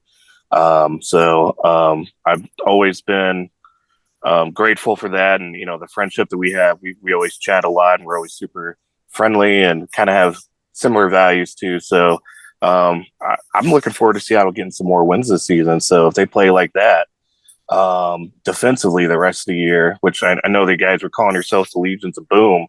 You're going to be in a lot of games. I know the offense may not have showed out like you guys wanted to, but you guys got a lot of good pieces there. And unfortunately, my team took the loss and on the end of a 3-game losing streak. So I've had to eat a lot of crow this last couple weeks. So I think I'm just going to like shut up now and just like, just kind of keep a low profile this next month. We got a string of tough games coming up, and it feels like the more I talk, the more I make bets, the worse I do. So I think I've learned my lesson there, and I'm just going to kind of keep a low profile for now. But congrats to Seattle and congrats to Doug. I know he's super enjoying this moment right now, and if I was in the other position, I would be too. So good job, Doug. Thanks, man. I love it. I love it when you guys actually keep your promises and you make these bets. And I just happen to be in the general chat at the moment that you guys made that. And so that's good. It's good. It's good for camaraderie, and it's good for friendships and things like that. It's another person that has a knack for kind of putting his foot in his mouth sometimes, Ethan Kai. Every time he makes a bet with me, he always loses. And I keep telling him, Ethan, I don't know why you keep doing it to yourself. I can do it. Okay. And then he'll be wearing my colors, and then he's like, oh, man. So. Well, it seems like a lot of people that you have bet with have lost as well. So maybe they'll stop betting with you, too. It's that gambler's fallacy. You feel like you're going to win, and then it doesn't happen. It's eventually, right? It's going to come around. So it's funny because when I went to Vegas for the convention, I decided that I wanted to try blackjack, and I was like, I'm only going to spend $5. If I lose this $5, I'm done. Won the first hand, yes. Got me $10. Won the second one, yes. Got me 20. Third hand, gone. Everything. You know what? I am done. I will not. So it only translates over into certain things. But now your next opponents for Seattle you're on a bye week for this next week. Get to kind of rest up, heal up, that kind of thing. Minnesota Legends will be taking on Seattle, and Indianapolis Ramblers. We have Sioux Falls Saturday. Really? Yeah, we had our bye week last week. We had Jacksonville, and then this week is Sioux Falls. Oh, so the website is a little off then. Yeah, so like the way the schedule is now is the teams that will go on bye together. They'll come out of bye and they'll play each other. Okay, so who do you have then for Jacksonville? We have Tulsa next week. Oh, okay. So both games should be absolutely fantastic to watch. What do you think will be the key to your teams winning those games over Sioux Falls and over Tulsa? Ooh. The biggest key for us is we're going to have to stop Thrilliums. Williams he's a tough, and I mean, you saw what BDG did to us, and Robert Redford. So our thing is going to be if we can stop him, lock down their wide receivers like we did with Jacksonville and just play our defense, we should be okay. We're going to have to be more effective on offense, of course, but with the way our offense is coming and the playbooks that David and Ethan are putting together, I really think we can take Sioux Falls. We should not have. I mean, we're going to have it's going to be a battle, but if we can keep the turnovers down to a minimum and just play our game, we should do okay. All right. So Sounds good. And the other thing I wanted to throw out there too, speaking of our running game, one of the funny things that an interesting thing that I found today was Baloo Scott actually has more rushing yards this season than Warren Murray. Really? Yeah. So wow. She is definitely stepping up. We're putting her in a good place to be successful, and keep an eye on her. Indeed. I love Baloo. So sweet. She's so sweet. And that kind of, I have another question about underrated players and underrated teams, but I feel like certain people, for whatever reason, kind of go unnoticed. And I do feel like, she's probably one of them. I don't think it's on purpose, but I think that just sometimes happens. But DJ, what about you? What do you think is going to be the key to winning over Tulsa? Not having 7 turnovers is probably a good start. Yeah. And this last 3 weeks, we've kind of had an offensive skid. We came out real hot the first 2 weeks, and there wasn't a lot of tape on us. So, we pretty much told people we're spreading out wide, and we did, and we're still doing that. But now you're starting to see teams adjust to that. And personnel is kind of the big issue for us. We don't have a full deck on the team. We've got 1 tight end, and we've got a rookie halfback and 2 rookie receivers. So we're somewhat limited by what we can and can't do with our playbook. And that was always kind of the deal this whole season was let's just get what we can and maximize the value, and see if we can make a playoff push. And we're heavily scouting Tulsa right now, and Frank is going to be heavy into his game planning this week, and he's kind of been tweaking things around the last couple of weeks, trying to get a little bit more consistent offense. That way, we're not, getting beat when defenses decide to drop 7 or 8 in coverage. So the plan for us is to, with Sean as our rookie halfback, is to get him kind of leveled up by the end of the season. Right now, we're trying to limit his touches, but as we get further into the season here, we're going to be starting to lean on that run a little bit more, and maybe you'll see some of that against Tulsa, and maybe you won't. Okay. Okay, changing it up is definitely going to be key to success. You never want to be one dimensional. These coaches are smart. They will pick up on it, and next thing you're on the losing end. But why do you think there are some teams and even some players that go unnoticed or are underrated in their performances? When they have those good performances, it's just not spotlighted like some other teams or some other individuals are. What do you think that is? I think it's exposure. With so many players in the SFL, it's all about coming out, and like if you're in Gen Chat or if you're in some kind of chat room like every day and everybody knows you and everybody sees you, that's one thing. You put your name out there because you could go 6 or 7 catches for 80 yards in one game. Well, you have 100 wide receivers in the league, and 70 of them are doing just that every week or below. The higher exposure guys are, the higher value, the number one players, the guys that are always out there, making the plays because of, play calling, their values,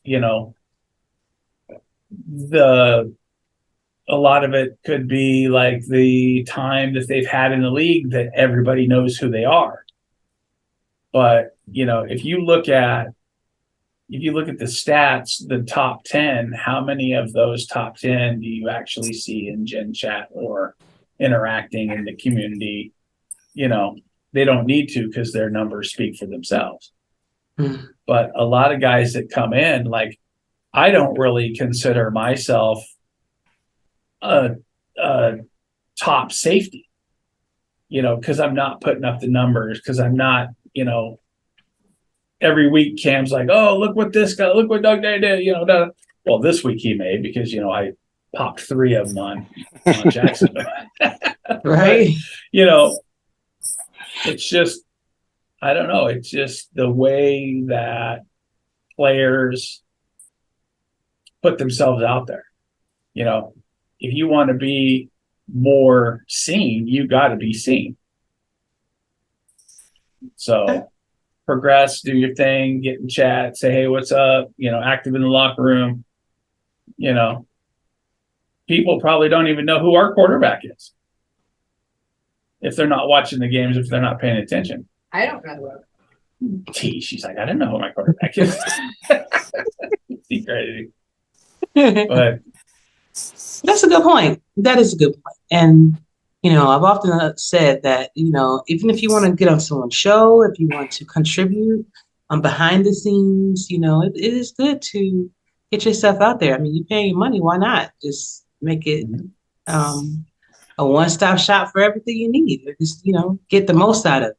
I think Diggy put it the best when you go to Subway and get your sub sandwich.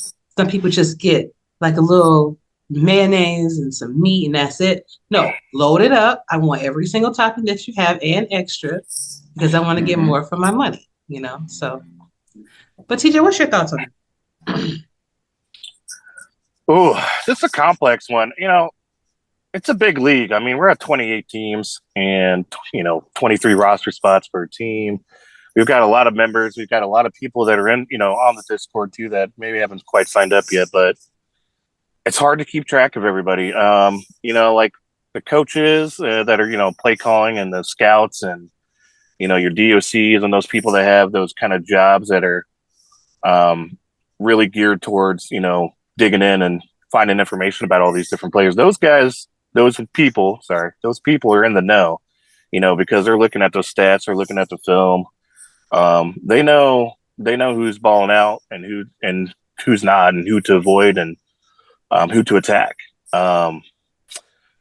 And part of it is on the flip side of that, part of it is it's just kind of like, the availability of people. Some people don't have a big presence either on the Discord or on Twitter or on any of the podcast, or which is totally fine. You can be in a league and not talk to anybody if you want to, as long as you can get signed in the off season to a team. You can play as long as you want. But some people just kind of lay back and they don't really beat on the table for attention. Unlike myself, I'm kind of like everybody knows who I am at this point. Good or bad, and that's kind of the point I made when I joined. And some other people on the other end of that spectrum, they're like, I don't really care about that. So, but I mean, the people that are coaching, like, they know. And for Doug to say he's not a top safety, come on, Doug. I mean, if you're not a top safety, then I mean, who's a top safety then? Oh, like Josh Rowe, Lohan over in Baltimore. I don't know. I guess because this season is actually the first season that I've been in the strong safety 1 spot. I've always been that 5th DB. So I don't know. I just never have considered myself, but I'm not really, looking for that, praise and hey, me, but it's just, I got to let my numbers, but as I'm in the league, you just start going up the stats and everybody knows you. And, because that's my whole thing is, like, when you first came in and you were in Lincoln, I was like, hey, welcome, and we, hit it off and did our thing. And, that's the way I want everybody in the league that joins to feel. I want to be that guy that's like, yeah, Doug, because it's like, not that I am what I do on the field, it's what I do off the field. Yeah. About making everybody welcome and, hey, if you have any questions, pop in, come on Ashley's show, but it is what it is. Okay. Got some fun questions for you guys. I'm starting to implement these fun questions because I think it's not too bad. I think it's a great way to get insight to people and what they like, what they don't like, what their fears are, things of that nature, right? So you're walking outside and there is your theme song playing every time you walk down the street. What is it? Ooh, theme song. Yeah. People hear it, up, TJ coming, or up, it's Dougie Day coming down the street. I kind of like the AC/DC Thunderstruck. Oh yeah, that's okay. a good one. Okay. That's a good one. Master of Puppets is good. I could do that. Master of Puppets and Thunderstruck. Yeah. Okay, good stuff. Good stuff. It's got to be 80s song for sure. That ages us, doesn't it? Nothing wrong with that. It was good music back then. Today's music, I don't know what the heck they're doing. So, if aliens came down to Earth, who would be the first person that you would send them to talk to? Ooh.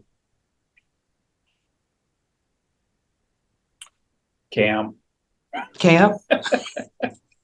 Who would I send them to talk to? Like, are they friendly? Are they friendly aliens? Yeah, they're friendly. We would have said they're friendly. I mean, that'd be fun. If they're friendly aliens, I mean, it doesn't really matter for the rest of humanity. I mean, I'd send them to the wife or something while she's at work just to freak her out, Oh, yeah. Just have them show. Yeah, just go over there. She's working. Just knock on the window, say hi. It's fine. That's interesting because if they're not friendly, who you send them to? If they're not friendly, we're in trouble. If you were handed a plane ticket right now to go anywhere in the world, where would it be and why? France. Oh, Ireland. Ooh, France and Ireland. Why? Food. Definitely. Scenery. Okay. Yeah, just butter and pastries and croissants and Italy's not, all the other countries there in Europe aren't too far away, and just go on I would gain like 100 pounds in like a week and just eat everything. Okay. What is a fear that you had when you were younger that you no longer have because it was so silly? Like, why was I afraid of this? I got this one. Watermelon seeds. Mm. I was always told when I was a kid, if I eat watermelon seeds, a watermelon's going to grow in my stomach. Me too. I've heard that too. That was like one of my, I was just like, and now as I go older, it does look like I have a watermelon in my. Happens to the best of us. Exactly. Me too.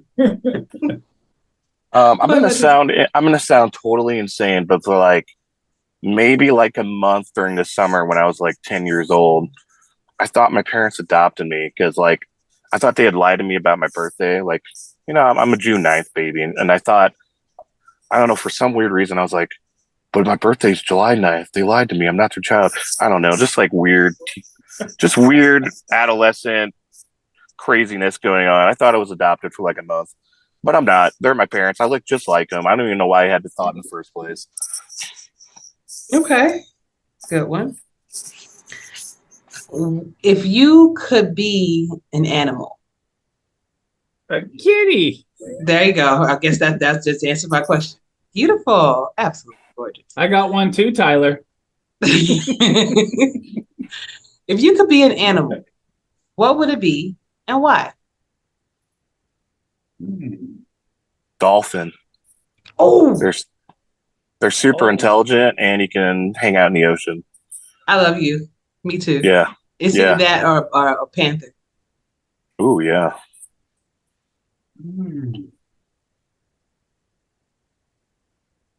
I don't know. That's a tough question. It's either do you want to fly, do you want to run fast, or do you want to swim? That was kind of like one. Well, I guess it would be like, you know, there have been certain situations that I wish I could be a fly on the wall just to Mm-hmm. kind of post up and be like, so what's going on in there? I don't want to know what's said as a fly. keep me in the dark. It's better that way. What is some of the best advice and some of the worst advice that you have ever received? Hey, why don't you become a wide receiver? Oh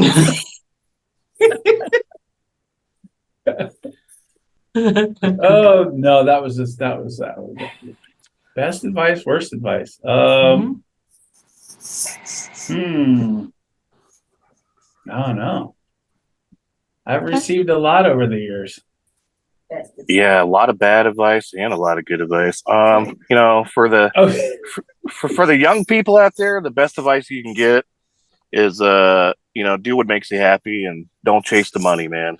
The money will come and go, but you got, you know, the happiness is, you know, the ultimate goal, I think, to leading a very healthy and fulfilling life is chase that happiness.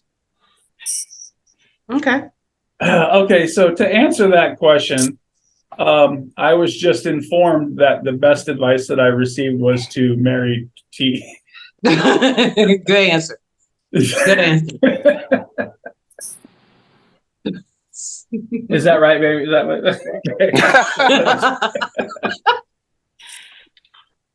Okay. All right. I need some brownie points with that answer. There you go. Hey. You know, you're trapped in the desert and on a desert island. You have 3 things with you. What are they and why?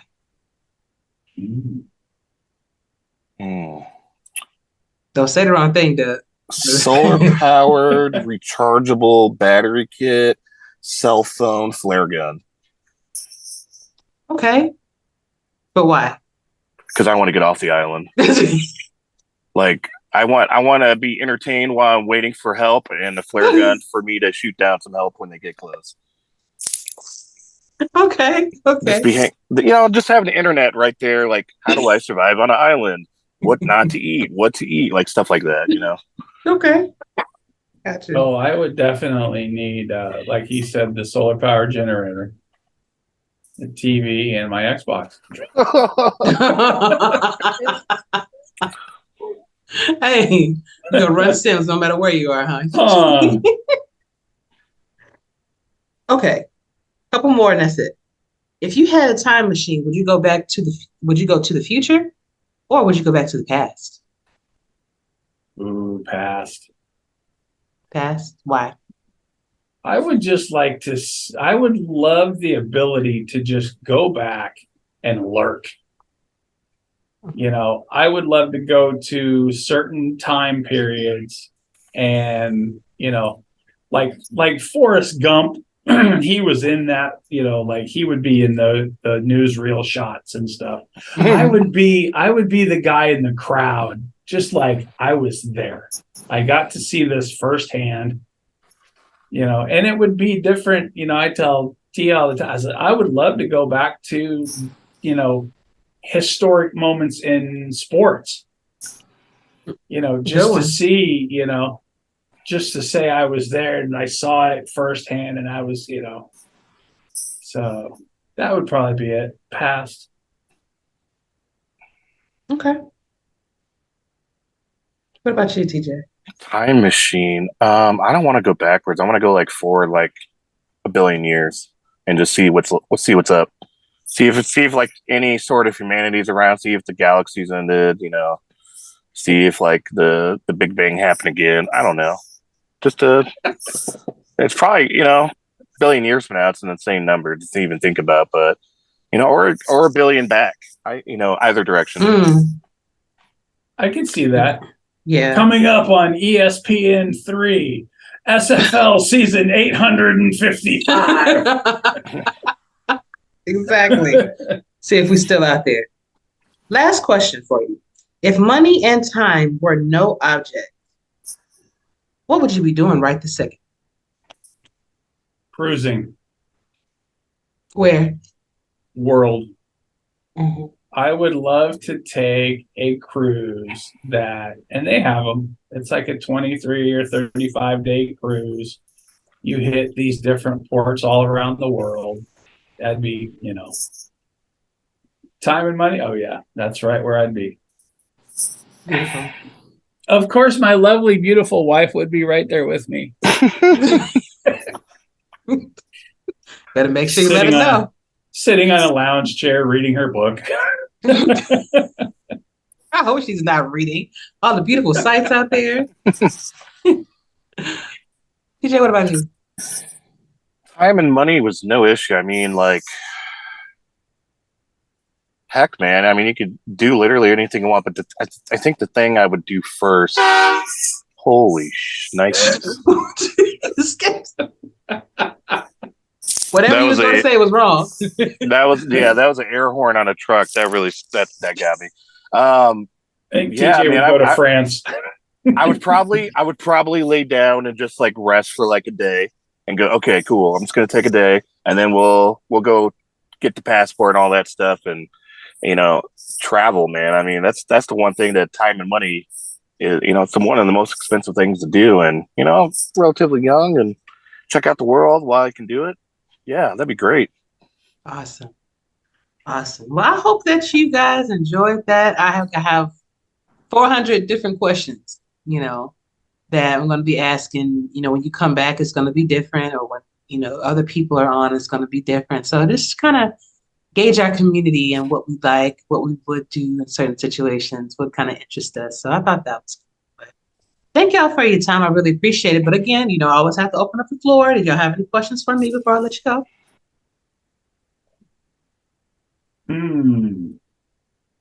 Anything, TJ? No, I don't really. I don't have any earth-shaking floor statements, and I've already asked Ashley a million questions as much as I've seen her over the last season and a half. So I got nothing to ask either. All right. Right. Okay. Cool. So Doug the same way, huh? Yeah, that's bad. Oh, I guess I was thinking about this the other day. It was like, so how are you adjusting to Arizona? The Very state, well. the area, the climate, the culture, Well, I adapt anywhere I go. My children, we're good. So now the heat, you know, when it does start getting hot outside, because when we got here, it was like dead of summer, and it was like 115, 120 degrees out here. That was a little rough getting used to. I had the hair for it, so that wasn't even a problem. But I am getting over the fact that there's not a lot of trees out here. You know, that kind of bothered me because I come from the city of trees, which is Atlanta. And just to be out here with nothing, like what, or very little, I can't say very little. Kind of a heartbreaker. But I got a palm tree out front yard and a couple across the street, so it's not all bad.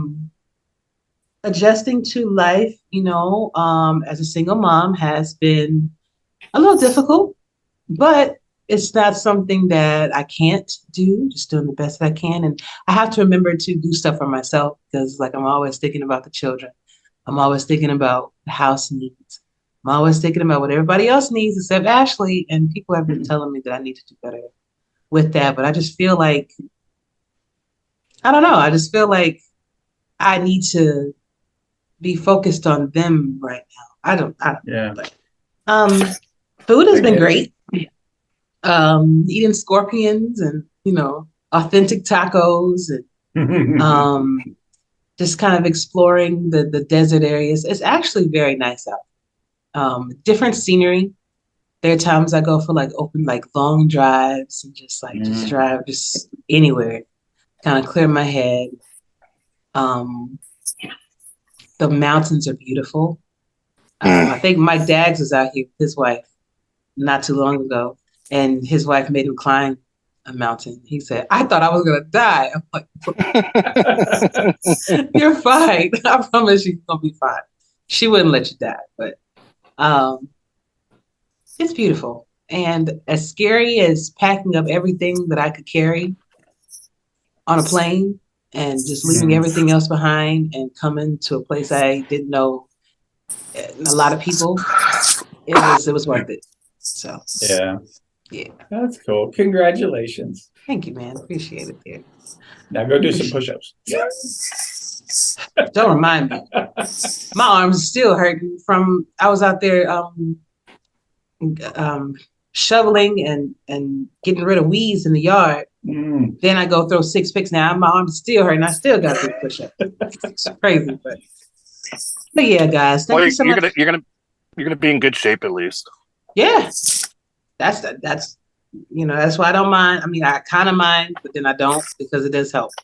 So I would love to see some other teams getting into it.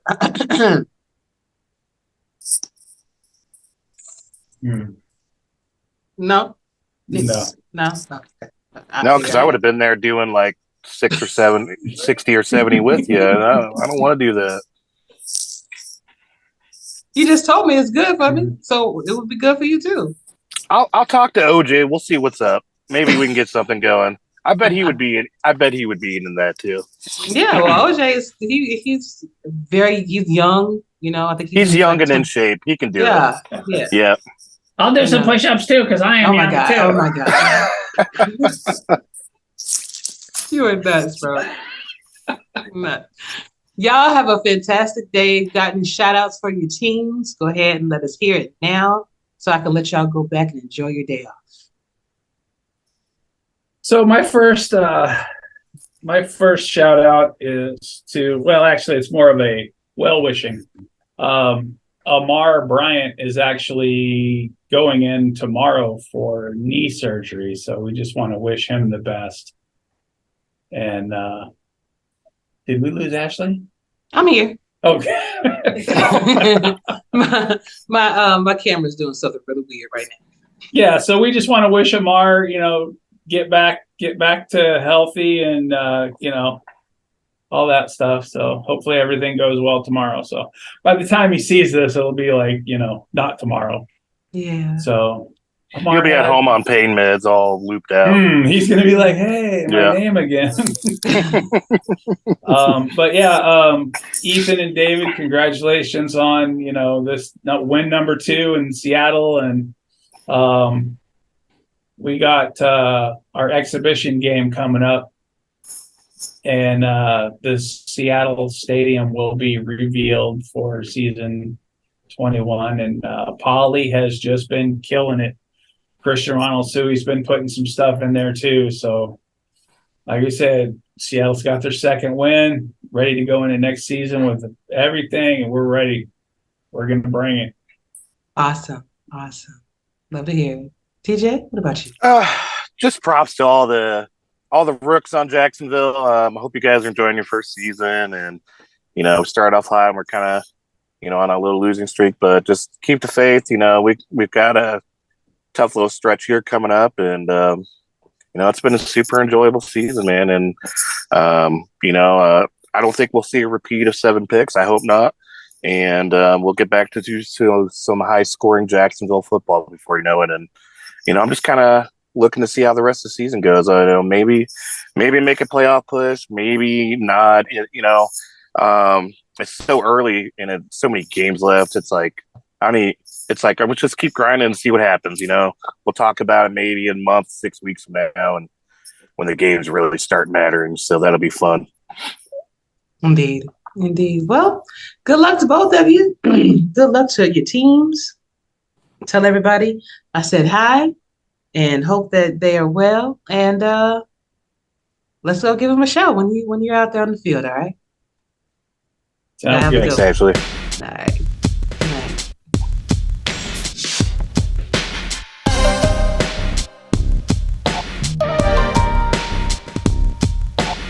What is up, SFL Nation? Now we are back with my 4th and Goal interview featuring my co-owner as well as coach and strong Hall of Fame strong safety, Eddue Gauge. How are you doing?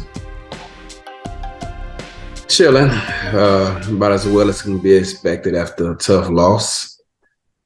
Yeah, I know. I know you took some time off, yesterday to kind of clear your head, things like that. Did it work for you? I mean, we got a bye this week. No one wants to come off a bye, or no one wants to go into a bye, I should say, coming off a loss. But it is what it is. Yeah. But before we get started with all the good stuff, what's been going on with you, man? Like in real life, how's life been for you? Busy right now. My employer, I used to cover strictly professional baseball games, but now I'm also covering spring training as well as the Phoenix Suns pro basketball team and some other events they got going. It's just really crazy busy right now. And around this time of year, I would normally be chilling, working like 1 day a week. But things changed and I'm a lot busier now. So I'm going to remember that when it's time for my next review. Okay. Tell me your $20 raise. Tell them to show me on my check how much you appreciate me. Don't tell me how much you appreciate me. Show me how much you appreciate me. Don't get, Eddue Gauge prize pack, shoot, you want to them. I get that. So everybody knows that you're a defensive-minded individual, defensive coach. When you were over in Houston, that's what you did. How difficult was it for you to transition over from just doing defense to now doing offense and defense?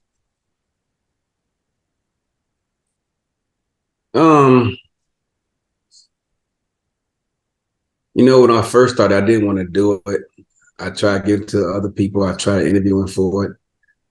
First time around, Kanye took the job on and it didn't work out for him. And Bovine stepped up, and at the end of the season, he ended up terminating himself.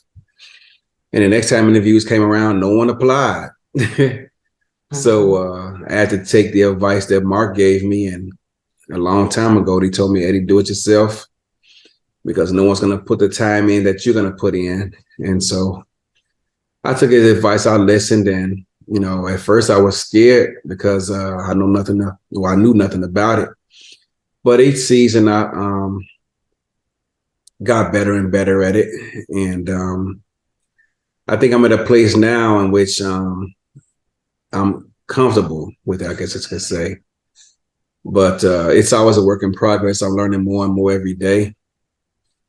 And even just this season, I'm learning stuff I didn't even know last season. So it's a work in progress, but it is a bigger responsibility because I can't just dedicate myself to one side of the ball. I don't have the riches that Baltimore has having two coaches or Atlanta has having two coaches. It's just me. And but I embrace it, and no complaints here. So it is what it is. Good stuff, man. So as a coach, what do you think your biggest strength is? And what do you think your biggest weakness is at this point in your career? Good question. I would say my biggest strength is 1A and 1B. 1A being preparation. No one's going to work harder than me. 1B being my familiarity with defense. So once I know offensive tendencies, I know what plays I can alleviate and not even bother testing because I know it's not going to work. But at the same time, you know, it's funny because you would think that someone who knows defense and I know what play to take out defensively or not even bother trying, you would think the same would bode offensively. But for me, it doesn't for whatever reason. So I have to like get in the lab and physically run tests to see if it will work offensively the way I think it would, because I'm not always sure.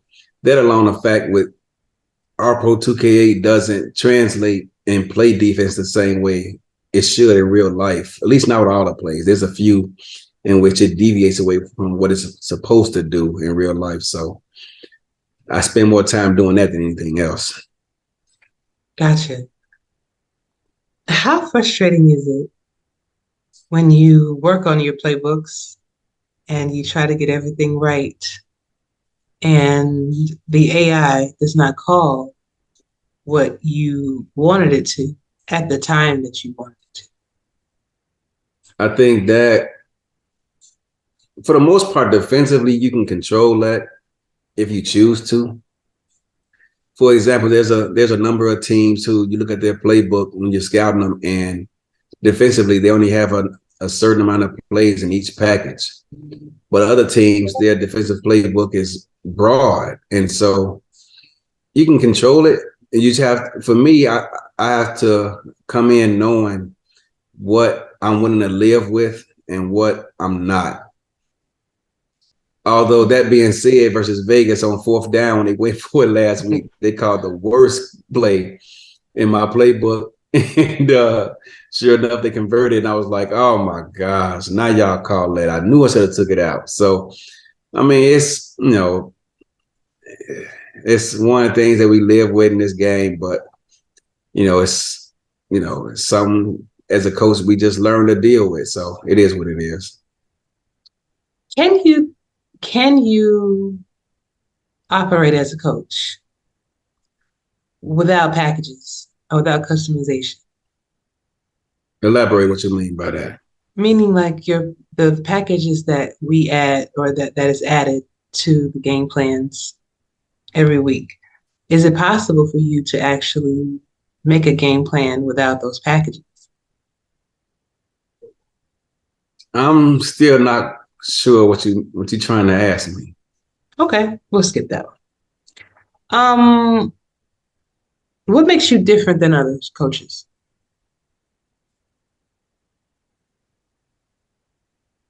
You gave me some good ones today. I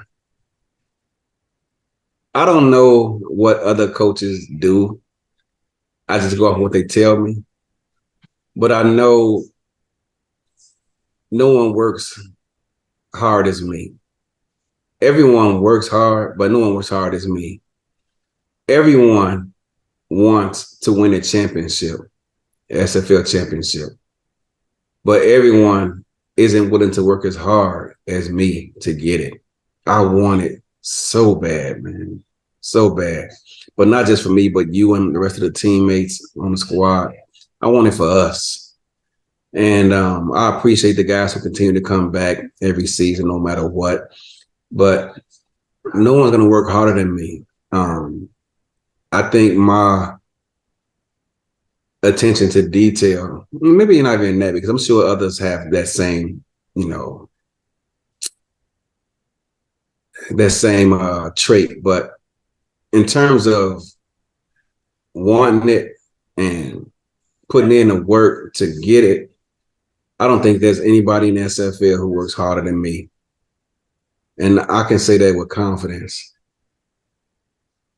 Yeah, well, I do remember when when you was working at your other job, how you would travel with your Xbox and try and run sims in between the days you were working. I'm not sure too many people, other than Mark, that's actually. Well, he don't do nothing at work, so he should have about 8 championships by now. He just go to work and sit down at the truck somewhere. Come on, man. Well, shout out to Mark. They are sitting at 5-0 right now, so I guess they are. all the time sitting in the truck help. Well, he had to get Swole to help him because he couldn't do it by himself. I'm just playing. Shout out to Mark. That's my dude. What is an accomplishment that you're proud of being in the SFL?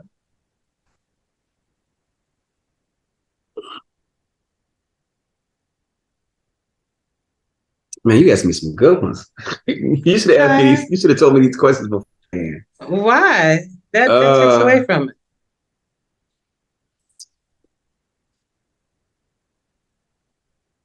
it. Get my own team. As much as I loved playing for or with Baltimore as their DC, and same thing with Houston and being a player on both those squads. I've always wanted my own because I wanted to get out of their shadow, and I'm glad I did that. And B, I would say winning the Own of the Season award. That was big for me because it showed that my efforts were being recognized and appreciated, and that the league saw it as well enough to vote and give me that award, because it's one thing to put the work in and be recognized by your teammates, and trust me, that's all I personally need. But to see the league vote and give me that award, that was big time for me, for sure. Okay. What do you think is standing in your way as far as any obstacles or hurdles or problems that you may be having in getting that ring?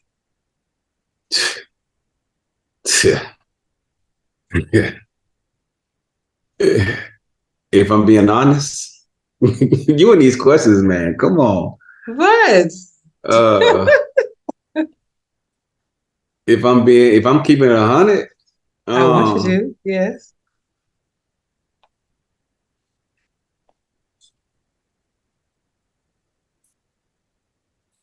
If I was an owner in this league, which you are, if I was an owner in this league several seasons ago, I knew I would have at least 1, if not 2 chips by now, for sure. Okay. If I had more tenure doing the offense and defense, I'm almost positive I would have 1 by now. Because back then the competition wasn't as stiff. There weren't as many talented coaches as there are today. I mean, back then we had a few. Now we have several, Of course, there's the cream of the crop, or the top tier, but I'm almost positive if I would have came around sooner, I have at least 1, if not 2 by now. Second,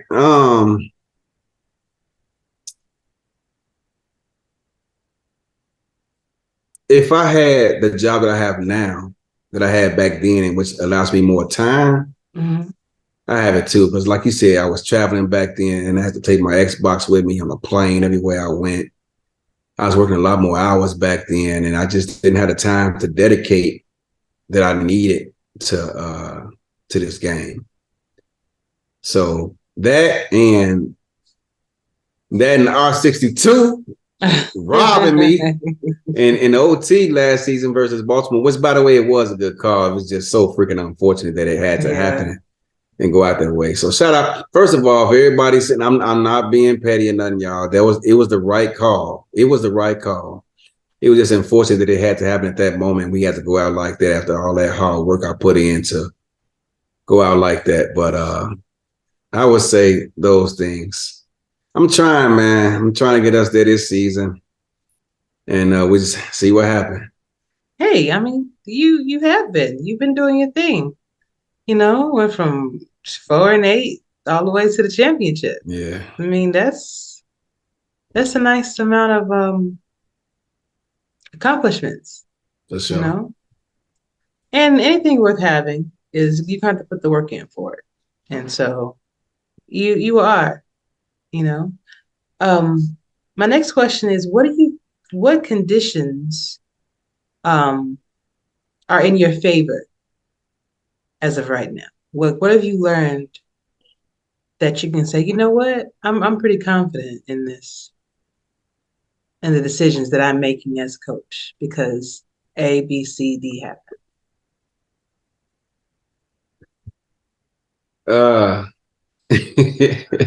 What? How long did you think about these questions? I'm trying to change it up. I'm trying to keep things interesting. I mean, this is my 256th show, and I don't want to get complacent, you know. Experience, number one. You know, just countless games I've, you know, scouted and prepared for, ran sims and testing and all of that. Two, we have a veteran lineup this season. I wish our fullback was a bit more developed because there's things I like to do with him in a short passing game and stuff like that. But we got a veteran squad. I think that's it pretty much, you know. Experience, man, you know, all these games that I've done over and over again, you know, since season 14, I think it's taught me a lot. You know, I look at, you know, my career in coaching as in stages. Like season 14, I didn't know nothing about offense, didn't even try it. Season 15, I was forced to because nobody applied. And I was a deer in headlights, didn't know what to do, you know, how many plays to put in each package and, you know, how many plays to put in base personnel and nickel personnel and dime, stuff like that. I had no clue what I was doing. No clue. And season 16, it started to come around a bit. But since then, I would almost say I'm better offensively than defensively. You know, as hard as that is to believe. But the statistics show that we're a better team offensively than I am defensively. And I think that might be because I put so much time into it. I spend more time on my time focusing on the offense than I do the defense because defensively, I pretty much know what I want to do. But defense has also evolved. I mean, you look at Baltimore, you know, and I'm only bringing them up because they're the gold standard, but they're calling plays defensively just even a couple of seasons ago they weren't doing. And it's crazy how it works because some of those same plays I try and they don't work for us for whatever reason. You know, and I don't know if that's because of their roster or what the case may be. If they cheating over there, I don't know what it is. Stop it. Even offensively, I see plays that they run and Jack Whitmore versus the same coverages throw it to the right receiver. And for whatever reason, you don't. And it's not a jab at you. It's just the way the game is. And I don't know why that is. And so probably because he's left-handed. I think when you're a left-handed individual in any sport, it's uncommon. It's like a glitch almost. And in real life, I'm actually ambidextrous. I can use both my hands to write. I know that. To do anything. So I asked Cam, you know, and he was like, unfortunately, you know, couldn't do it. But if I was thinking about it. And in any other esport, I'm a lefty. Even when I was pitching in the baseball league I was in, lefty, one of the top pitchers. So it's like, I think that certain little things like that kind of come into play too, you know. Could be, who knows? Yeah. Your next opponent is DC. DC is headed up by Destro and company, and Destro has been around for a very, very, and Mullinex. They both have been around the league, been involved with these playbooks, been around for a very long time. So, what is one thing that you know that you will have to do to bring success home? Contain the production of Kevin Say, while also being responsible defensively, in which I can't allocate too many resources to stopping him and a lot of ball over the top of our head. So I have to contain him responsibly, take educated risks. Defensively, that's pretty much the game plan. Okay. Offensively, we got to limit turnovers. When we limit turnovers, we have success. You know, since I started coaching the offense, when we keep our turnovers down, we gives ourselves a chance because our defense is going to pretty much keep us in games. But it's the turnover bug that gets us, man. We had, 2 drop balls this past weekend against Vegas that resulted in interceptions. To end the game, we had a fumble. And believe it or not, that was our 4th fumble this season. DJ had 3, and then the one by the tight end yesterday. We've had 4 fumbles, and we lost every fumble. We didn't get neither one of them back this season. And it finally came back to bite us. So I don't know what's going on with that, but we've never had so many fumbles in the season. We've already had 4, and we only 6 games in, so it's crazy. Yeah. True. Very true. Maybe some glue on the gloves. I don't know, but gotta get that together. But I'm sure we will. Now on to the fun questions. The fun questions. Oh yeah. my God. Oh yeah. Okay. Oh yeah. So what's the craziest thing you've ever done? In my life? Yeah.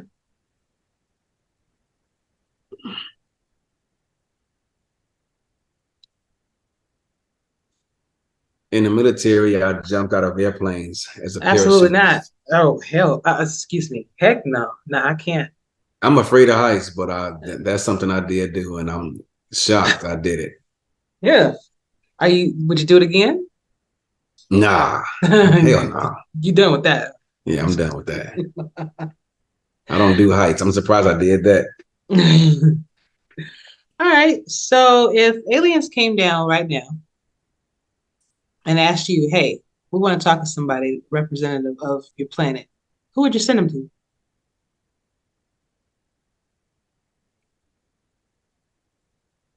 Well, what's the conversation? They want to know how to bring world peace, or how they can bring world peace to our planet. Who would you send them to?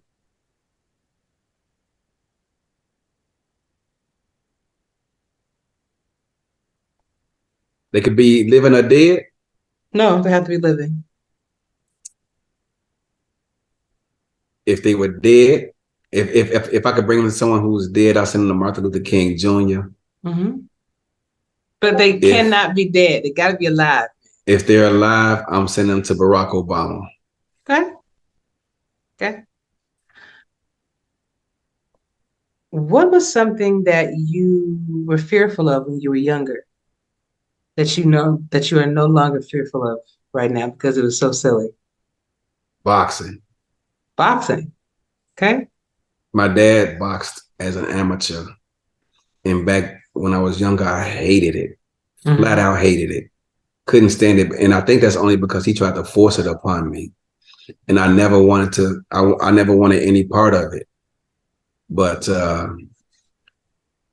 one day, and this is a true story, I played chess in high school, and I came home, and right as I was walking in the door, my dad's favorite fighter, Mike Tyson, got knocked out by Buster Douglas. It was a brutal knockout. And he shed tears. And I don't know what it was about that moment, because my dad, I've seen him cry twice in his life, and that was one of them. And so when he lost and I saw my dad cry, I don't know, it flipped a switch in me. And after that, I kind of took a liking to it, so much so that once I joined the military, I was in the gym one day playing basketball, and this boxing coach just happened to be in there, and he saw my footwork, and he was like, what other sports do you play? And I said, well, I'm just do this, I'm not really a basketball player because I don't have no left hand. My handles in my left hand, non-existent. So if you want to strip the ball, just stick to my right side. You can take it away, because if you force me left, it's a wrap. Ball gone. But I played football, and he said, I could tell, you was involved in something. You ever thought about boxing? I said, hell no, I'm not trying to get hit upside the head.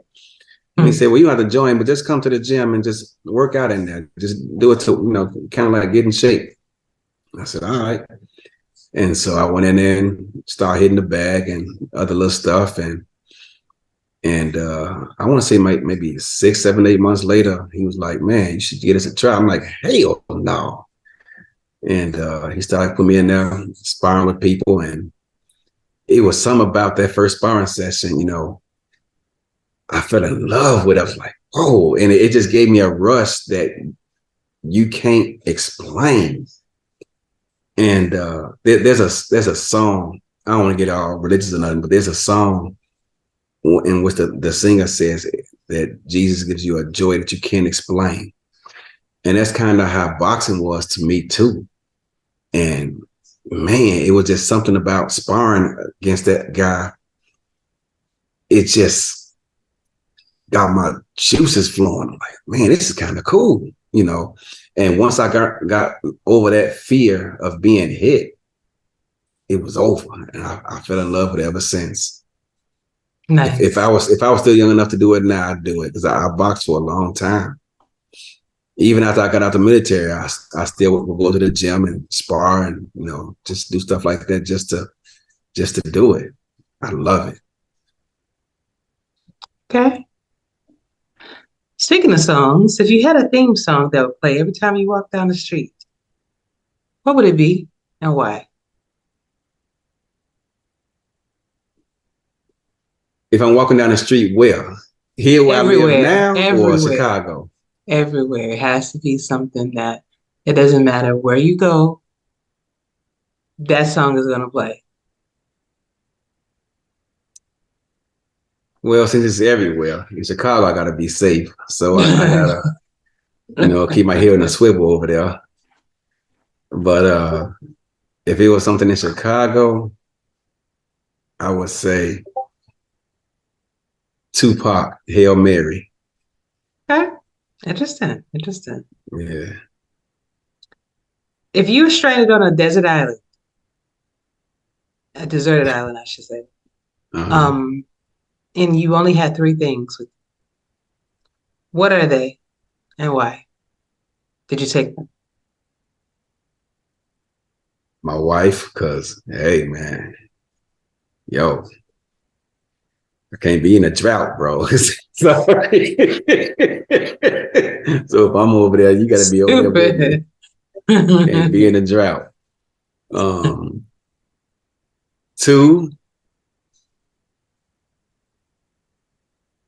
you said 3 things? Mm-hmm. 2 would be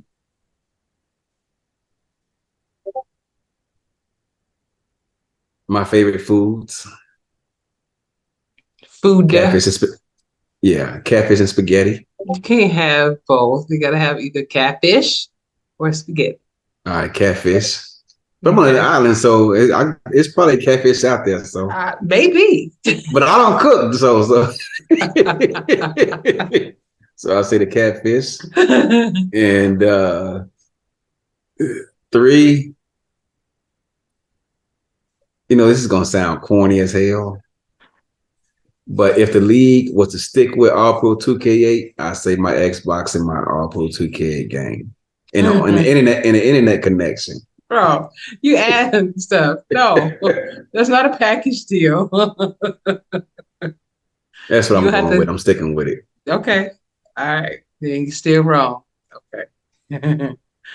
um, if you could run for president, what would be your campaign slogan? Man, you in these questions, bro. I'm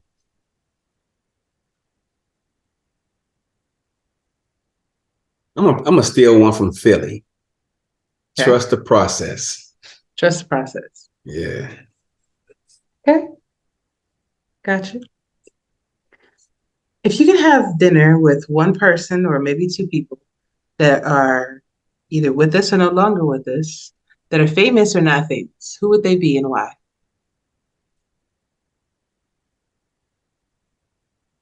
The person no longer with us.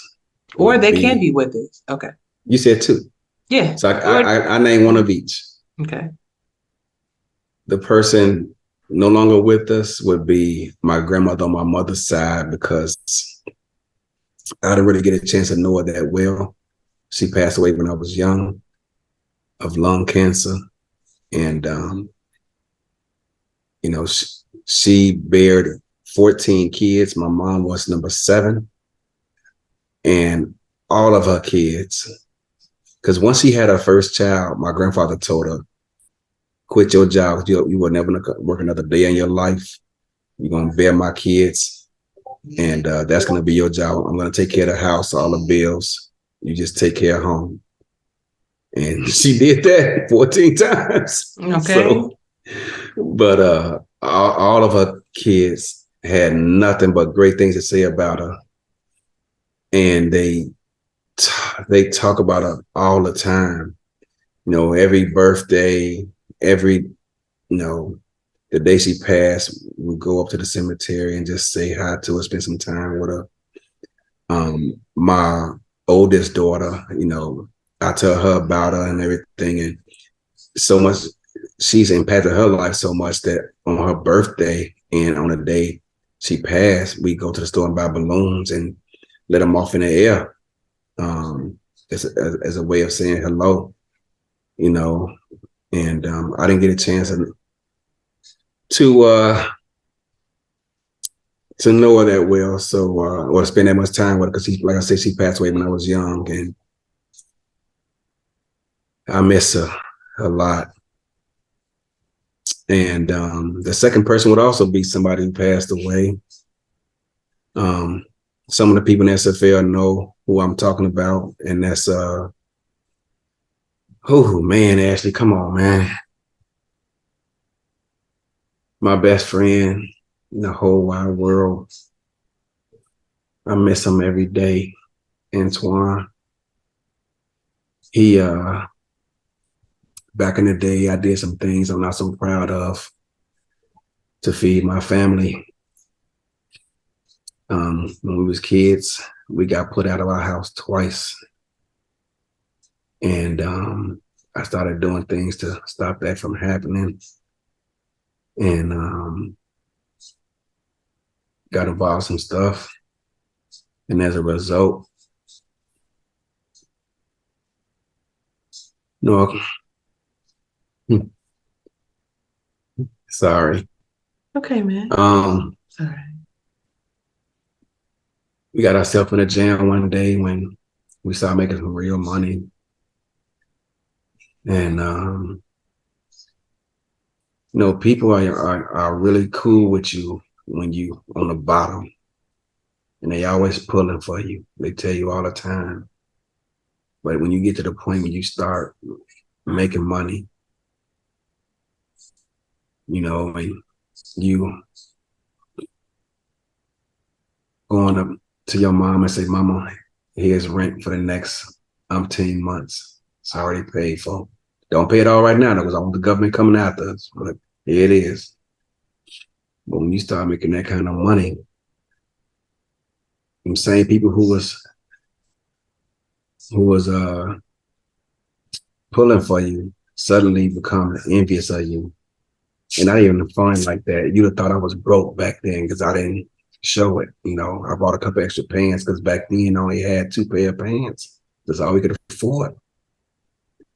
And my dad, you know, we used to eat cereal with sugar water. For those who don't know what that is, it's just water with sugar in it because we couldn't afford milk. But then when I started making that money, one day, me and Antoine was in a car wash, an indoor car wash, hand car wash. And they bust through that door, Ashley, and he was like Beirut up in there. And I just knew he was dead. And them bullets was flying, man. They was buzzing past my ear, man. And it was kind of barricaded, stuck behind this dumpster they had in there. One of them big dumpsters that the garbage trucks come and pick up with the machine. And the bullets was hitting that thing, man. Oh my God, bro. And man, come on, man.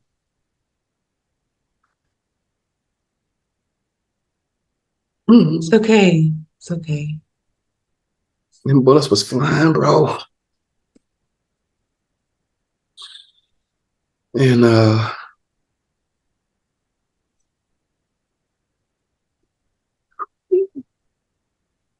Antoine told he was gonna do something, but we wasn't gonna both make it. And I know what the hell he was talking about. He just told me to get ready to head toward the door. And I want to get into what he did, but he sacrificed himself for you. Yeah, man.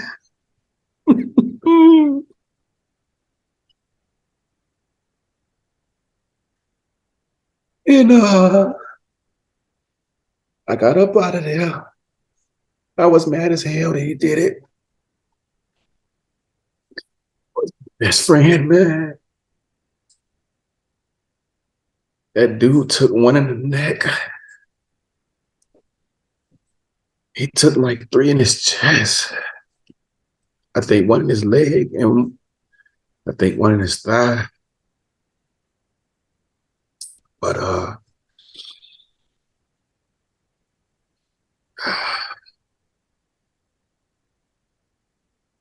yeah, he told me before he did what he did that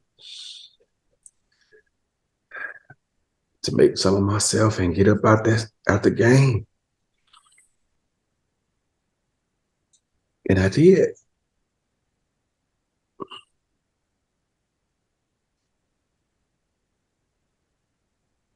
Yeah. I understand. If I could talk to him, I just tell him I love him and how much I appreciate him. So. I understand. Antoine, I love you, bro.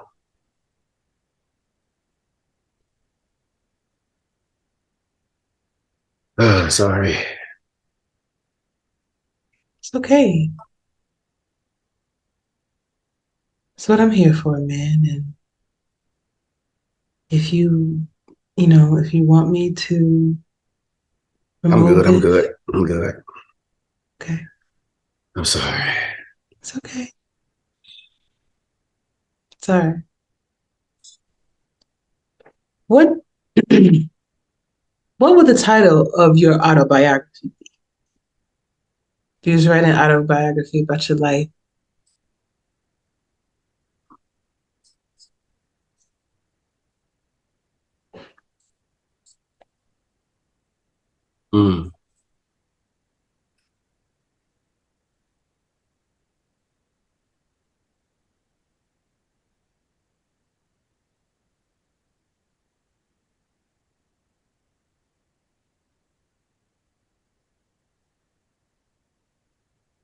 Never judge a book by its cover. Okay. It's a good one. It's a good one. We came from nothing, bro. My dad used to starve so me and my sister could eat. And I told my mama one day, trouble don't last always, and I'm gonna get up out of this situation. And I did what I did, but I did it so we could eat. But you don't have to do. I'm not proud of it, but I got tired of. I got tired of walking around with 2 pair of jeans, 1 pair of shoes, and not eating some nights. And I don't apologize to nobody for it. When you go into school and the books are torn and pages are missing because the school system in the inner city is so fucked up. And I didn't realize how bad it was. I thought everybody was like that until one day my dad took me out. I said, where we going? He was just driving and driving. And next thing I knew, we was at a place where the streets were smooth. It seemed like the sky was brighter. Everybody was friendly. Like, where the hell we at? And he said, this is why I want you to work hard. So you have to live like we live now. So I thank my dad for that. So I thought everybody lived like that. I thought everybody had roaches and rats. You know? So I don't apologize for nobody for the decisions I made to better myself, to put food on the table and to feed my family. Nobody. Gotcha. Eddie, if you were handed a plane ticket right now to anywhere in the world, where would you go?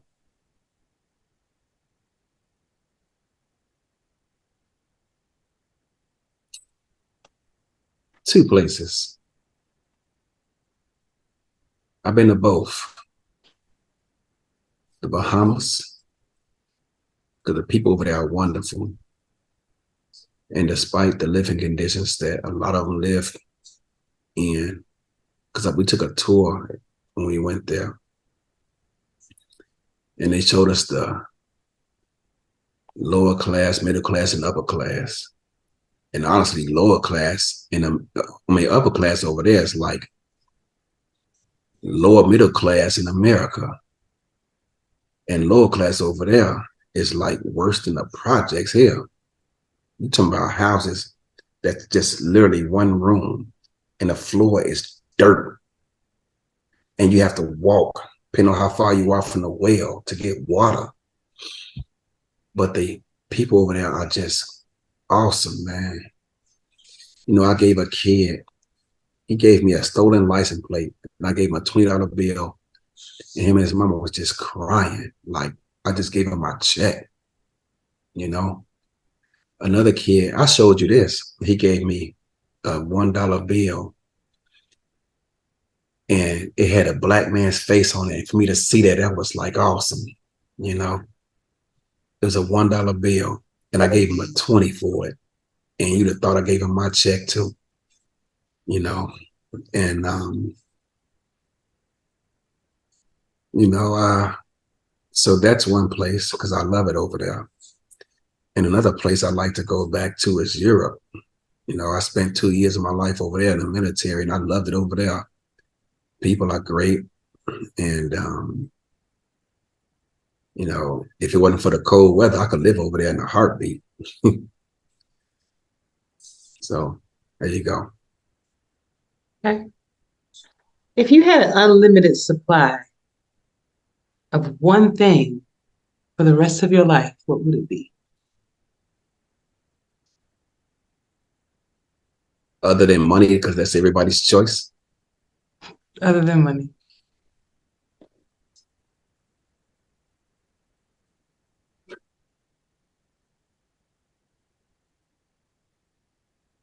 Unlimited supply. Shoot, I don't know, man.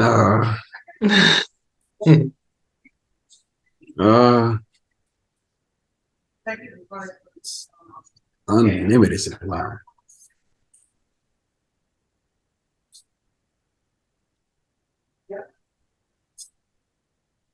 Can peace be an answer? Yes. Peace. Okay. If you could be a superhero, what would be your name and what would be your superpower? Well, my favorite superhero growing up was probably a corny one, but Superman was my favorite superhero. Okay. Because he could do everything. He was strong, he could fly, you know. But you can't say Superman, you have to be your own. I gotta be my own man. I'll be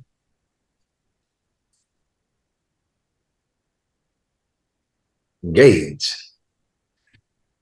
And then your superpower?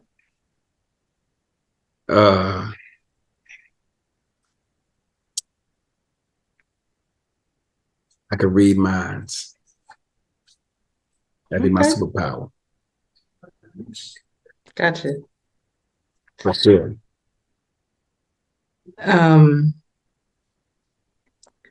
You know why I would choose that? Because if I was single, even if I'm married, I already know what I'm thinking. Sometimes you don't want to know what we're thinking. I wish this dude would slap me. What?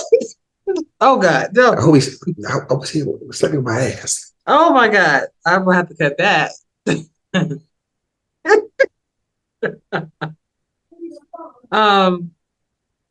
You just threw me all off when I was. Oh, okay. So if you could travel forward in time, if you had a time machine, and you can either travel forward in time to see what life is like, or travel backwards in time to see what life was like, what would you choose?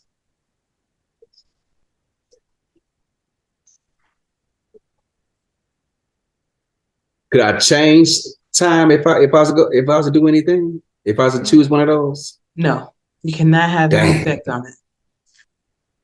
Well, it's gonna be a two-part answer then. Oh, so as everything else was, I asked you one simple question. You got to give me part one. If I could go back in time, I would go back to Africa. I'm like, look, don't be setting us off, y'all. You guys you have no idea how far back you setting us. I know you trying to feed your family too, bro, but don't do it, bro. Please don't do it. You about to just mess us up and correct that. You know? Now, America probably wouldn't be the richest country, but hey, y'all better figure that out. but this would not be the answer. Okay. You know, no way in hell. If I could go forward in time, I would jump up to see how my kids doing after I'm gone. And hoping they're okay. Okay. Yeah. If you were not an IT individual, what would you be doing right now? If I was not in IT, what would I be doing? An entrepreneur. Doing what? Absolutely nothing.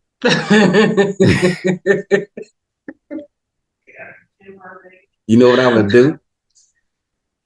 Because you know I'm in real estate, right? I would have more property so that I can just sit down and just wait for the first and collect my check. And then I would have so much property that I would help Cam make his own game so that we don't have to go backwards in time and playing All Pro 2K4, whatever the heck is ESPN 2K4. Oh gosh. That's what I would do for sure. I got guys out there asking Cam, so when would the game be available for download? It was available to download in 2004. What the hell do you mean?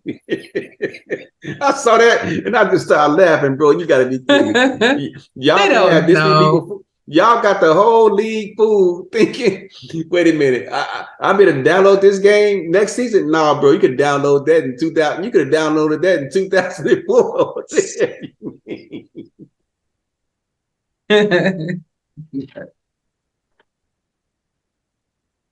I would ask you about that, but I don't want to get you on that whole tangent that you have been on. No, ask away, man. I'm gonna keep it PG. Okay, I'm gonna ask you that in a second. All right. Best advice that you've ever been given in your life, and then what's the worst advice you've ever been given? Like, why did they tell me that was some BS, or Best advice I've been given came from my youngest brother, and it helped turn my fortunes around when he told me the secret to success in life was having more than one hustle. Start relying on your paycheck to feed you and your family. Find a second hustle that you don't have to work hard for. Your money's gonna make, that money is gonna be made for you. Best advice I've ever been given, and it took my youngest brother to give it to me. Mm-hmm. The worst advice I've been given when I was coming up was that the gang was my family. Anybody out there young who listening right now, they are not your family. When they come down to it, they will abandon you in a heartbeat. I don't want to hear this, nothing about it. They my family. No, they not, bro. I promise you they not. I was on the corner one day. Actually, I wasn't in the corner. At this point, I had kind of came up, and I had, for lack of a better term, workers. And I was going to tell them, yo, the black is hot, because we ain't had pages back then, Mm-hmm. And I should have sent somebody to do it for me, and I didn't, because I was being lazy. Said, yo, block is hot. And sure enough, right on cue, I get there, and here come the ops, and they take off running and leave me there because my back is turned. And I'm getting jumped by 6 people. And my dad happened to be driving down the street, saw it all happening, left his car in the middle of the intersection, door wide open, stopped right there, came out there, and me and him kind of trying to get them guys off of us and whatnot. And as a result, he took he got slashed with a knife from the bottom of his ear to the tip of his mouth that you can still see to this day on his face. It's about that thick, wide, coming down. He got gashed and had to rush him to the hospital. And I remember what he said, what they told about how your gang is your family and all this and that. Don't believe that nonsense. Your blood is your family. Indeed. Before we close tonight, I was wondering, now, you've been very vocal about your displeasure in the new game that we will be moving to. Mm-hmm. And I've also been very vocal with you as how I thought you were tripping and that you need to at least try it first before you just jump off the deep end. Mm-hmm. Do you think it is important to know all of the information, know everything there is to know about the new game before deciding this is not for me? Not just watching a sim, not just watching someone on YouTube play the game. Like literally buying the game, trying it out, seeing the functions, understanding everything there is to know about it before you make a decision to express your displeasure to others without knowing all the information. Do you think that's a good idea? Okay. I'm going to answer this question to make it plain to you, because apparently it's not. So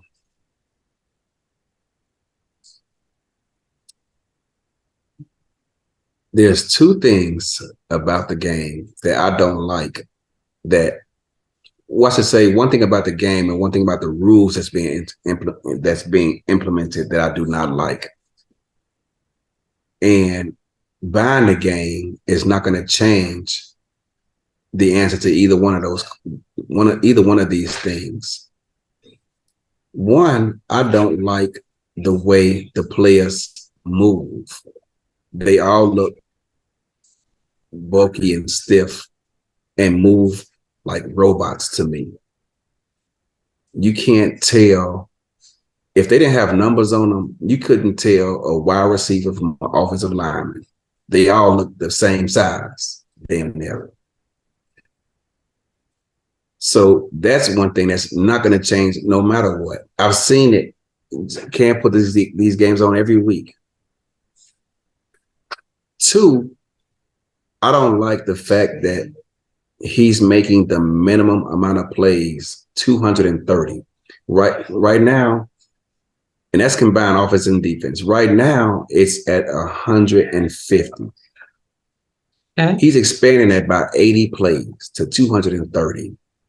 Okay. So now teams are not going to have an identity because, like Sioux Falls, everyone knows what Sioux Falls likes to do. Vancouver, everyone knows what Vancouver likes to do. They have an identity. Atlanta, everyone knows what they likes to do because they have an identity. Baltimore, everyone has their own unique identity. Motor City has their own identity. With 230 plays, that's going to take that away. And now you're just scrambling just to fill plays because you're obligated to do so because you got to have 230 of them. And it's like no one will have an identity. You're just throwing all these plays in there. You got the plays you would like to have in there, but now you got to have freaking 80 more. So you got to throw in all these additional plays, and the identity of Sioux Falls, of Mexico City, Vancouver, and everybody else will be gone because now we're just trying to find stuff to put in just because we're obligated to do so. 2, I don't like the fact that we're allowed to make unlimited changes. And I know why he's doing that because he's trying to take the administrative work away from himself. And if he doesn't, that's gonna, by not, putting a cap on that, it will put more work on his plate, and he's trying to get away from that. And I totally understand and respect that. But at the same time, doing stuff like that is, what's the point in scouting? And I hear him say, "Oh, Eddie, a lot of teams aren't going to be taking those changes out and this and that." And, I'm not trying to hear that, bro. If a team can make umpteen million changes, why even bother scouting? Because there's a chance that none of those players are even going to be there. They can go from the 85 Bears who ground and pound you and every now and then throw a play-action pass to Mike Dicker for 8 yards to Vancouver throwing the ball 80 yards downfield. You know what I'm saying? It's like, what are we doing? And so that, to me, coaching, as much as the grind of scouting, running sims, coming up with a game plan and all that stuff, as much as that's exhausting sometimes. Because, sometimes I'm just flat out exhausted. But as exhausting as that can be, that's also one of the joys I get when we win.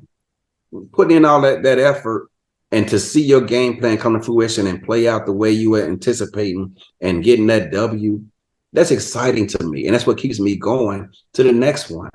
And to have that taken away because now I can just totally alleviate my playbook and put in something else. What's the point, bro?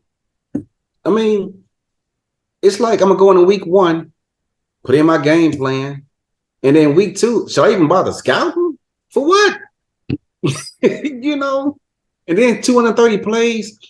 What's the chances that the same plays that got called last week, if you got the same playbook, let's say you don't make any changes, 230 plays, what's the chances them same plays, let's say you don't make a single change, week 2, what's the chances them plays gonna get called week 2? Smaller than it was when the playbook minimum was 150, I can tell you that.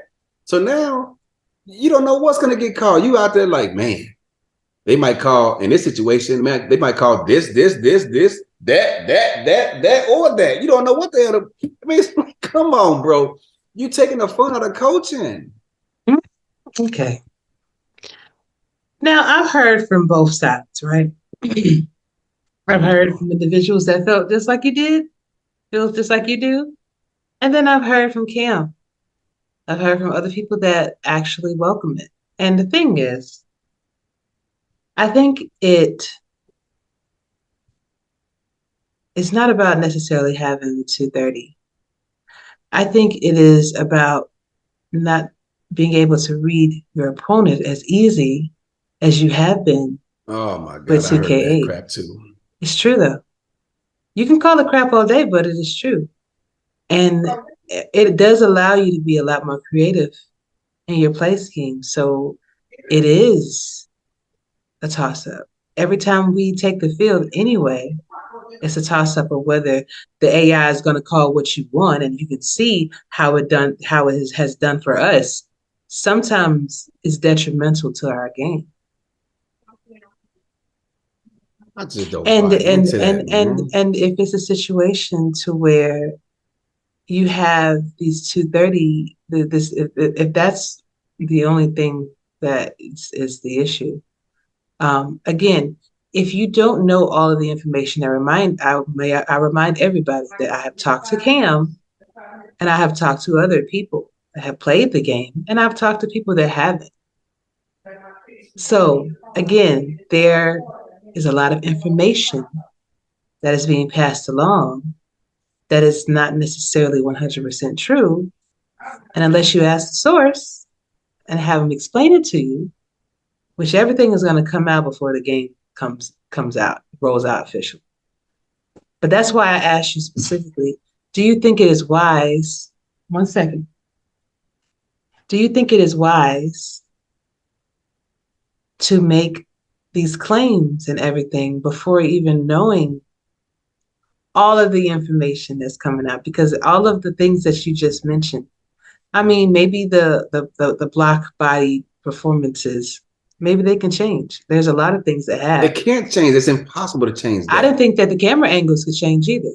I didn't think that you could do a lot of things that he has done either.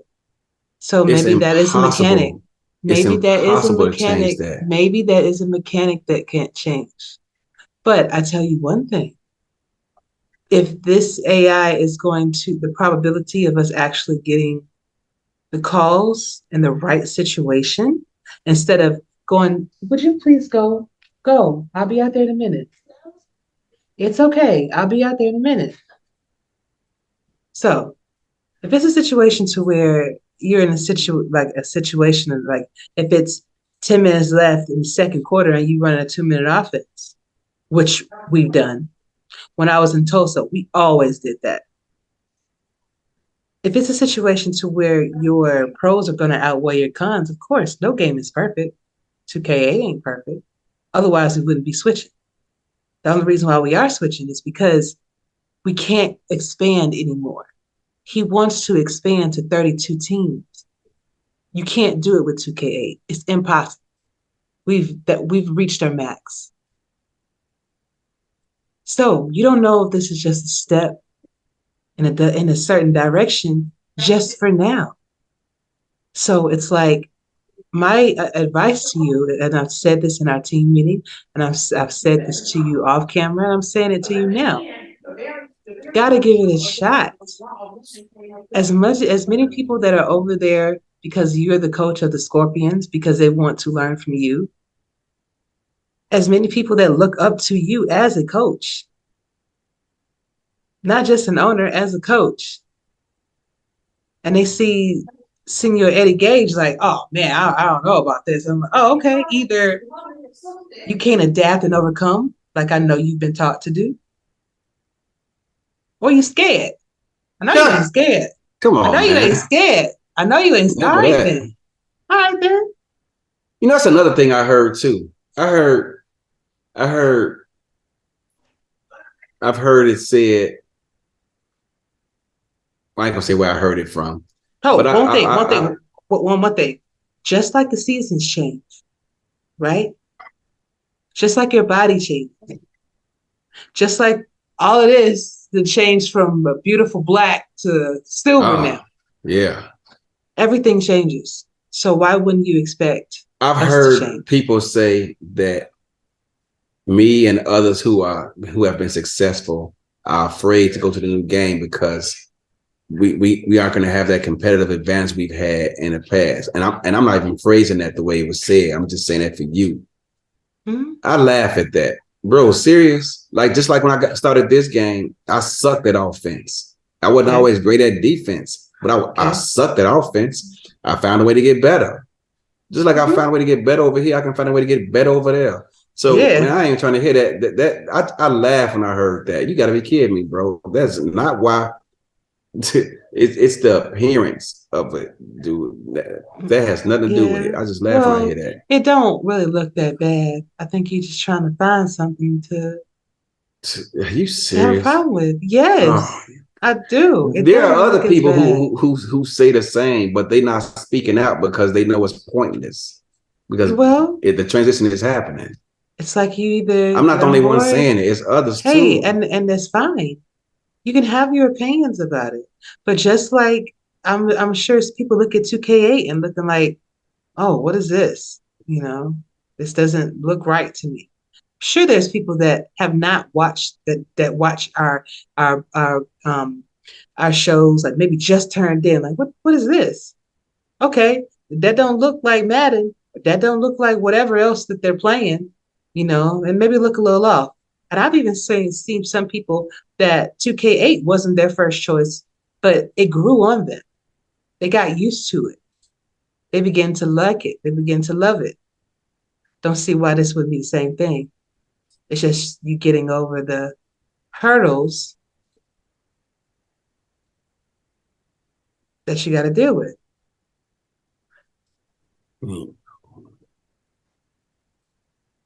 But Eddie, this is a great conversation. Of course, I'm going to invite you back to come on anytime that you want to, especially when you're not doing your shows and things like that. You know, we can talk more about different things. And I have those questions that I have a lot of them for everybody. So like I said, I'm trying to change everything up and try to give people a more intimate look into our community and who's a part of it. And people can gain an understanding as to why we stay and why we do the things that we do, why we spend so much time doing the things that we do for it. So, but before I let you go, do you have any questions for me?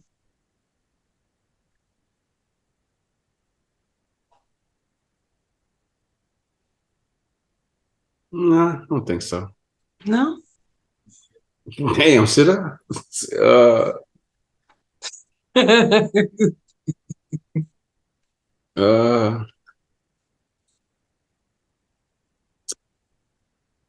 Has your experience as an SFL owner lived up to expectations?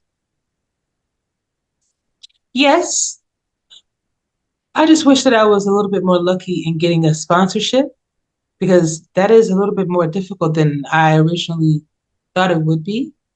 And for some teams being sponsored by the Norton VPN, like with Canton over there being, you know, there's still time. And, true, it is. But it's just, I imagine myself having us at least about 2 or 3 sponsorships at this point. And unfortunately, everywhere I have tried, you know, it just hasn't panned out for one reason or another, you know. But that's like my own personal projects, you know, that I would love to do for our team. So we can start generating some revenue and, you know, be able to get things that we need done, you know. But, you know, it's a work in progress. So, but other than that, it's been great being the nose. And I figure, you know, I figured it's going to be difficult, especially when you're in the owner's room and you're dealing with so many different personalities, different takes on things and how they should be. But at the end of the day, as long as, you know, people respect my space, I'm good with it. Your role as the DOC. Are there days that you say to yourself, why did I sign up for this? Because like my dad told me, all money isn't good money. Mm-hmm. Is that money campaigning you worth the headache you put up with sometimes? You got to think that I was actually going to get into it without being paid. So yeah. But that's because I cared about the community that much. I always have. I've been in here since season 12. I think season 13 is when I really started like branching out and talking to like everybody with the show and developing that love and the camaraderie, you know. And yeah, it's hard sometimes, especially when you got 2 or 3 people that you're trying to deal with at once. But at the same time, it's nothing that I can't handle. I used to be a server. I used to wait on a 20 top. I could wait on 20 people at once so they could all have a fantastic experience. And it's all about being organized and, you know, letting people know up front, hey, this is what's going to happen. These are the rules. In order for me to serve you the way I need to, I need everybody to be on the same page. I did that when I started with the DOC rulebook. Some people try me every now and again. They will do something that they know they're going to get in trouble for. And it's about, hey, testing the waters. I got 2 children. So, of course, let me stick my toe over this line and see if mama going to say something. She will. And I believe that's why Cam trusted that position to me. And he told me that if I wanted to get help, I could. I could make a committee. I could do whatever I want to do. I can have another partner that I could consult with. I got another question for you since you brought it up. Well, my thing was with that, if I decide to do that, I will definitely, you know, choose people who I think that have definitely been in the league for a while. And maybe some people that haven't, just some fresh faces. But I don't think if the other DOCs, the other prior DOCs were asked to do such a thing, I don't think I should be either. What did you think when Frank mentioned that he didn't think you were qualified? I knew that he didn't know what he was talking about. Because I got 80 certificates in various, over my career, like real life, 80 different certifications in different things, especially human resources. I've managed 50 people at one point for 2 years. So I think, again, it kind of goes back to that misinformation or being ignorant to not sitting down and asking me, hey, is this, you know, how do you qualify for this? Or just tell me how. You automatically just make that assumption. And a lot of times when you make assumptions, you're wrong about it. So didn't mind. Everybody had their opinions. Everybody had their, you know, their thoughts about it. Some people said, hey, I ain't gonna do what you say to do. I ain't gonna follow your rules. Okay. Same people that said that, still doing exactly what they're supposed to do. You know why? Because they want to stay here. And then, again, it's all about just testing the waters. It's about seeing how much you can get away with. And I don't let things bother me. I had to move halfway across the country to get peace of mind. Now that I've attained that peace, I am not going to let just one person that decides they want to be a keyboard warrior at any given moment take that peace away from me. It's not going to happen. So, okay. That was it? Yeah. Okay, that's fine. Anything else? I talk to you every damn day. That's true. But man, it's been a pleasure, and I appreciate you for being on. I appreciate your time. And perhaps when we get to this new game, you'll have even more time to spend doing things that you want to do instead of having your head buried in books all the time. But I'm going to give you the last words. So that can be a song, that could be a poem, or just a simple shout out. But right now, Eddie, the floor is yours. I damn sure ain't singing, and I'm not into poetry either. My youngest brother is. If he was here, he would either sing, rap, or do a poem. He'd do all of that. But he ain't here. It's just me. I didn't get that gene. I just want to give a shout out to Cam for keeping All Pro 2K around for 20 seasons now, and For those who don't know, we sticking with it again for the next 20 seasons. So fools y'all. But shout out to the front office or league office, everybody who involved in making this league go from Cam to Rastelli to broadcast stats and all the various podcasters who bring light to this league and everything else around here, man. It's been a pleasure being a part of this. From season 3 to 20, it's been real, and shout out to my teammates for playing with us. They could be on any team, but they chose to be here. Without them, there is no me. It was on I love y'all, and it's it. All right, sounds good. See you soon. Peace.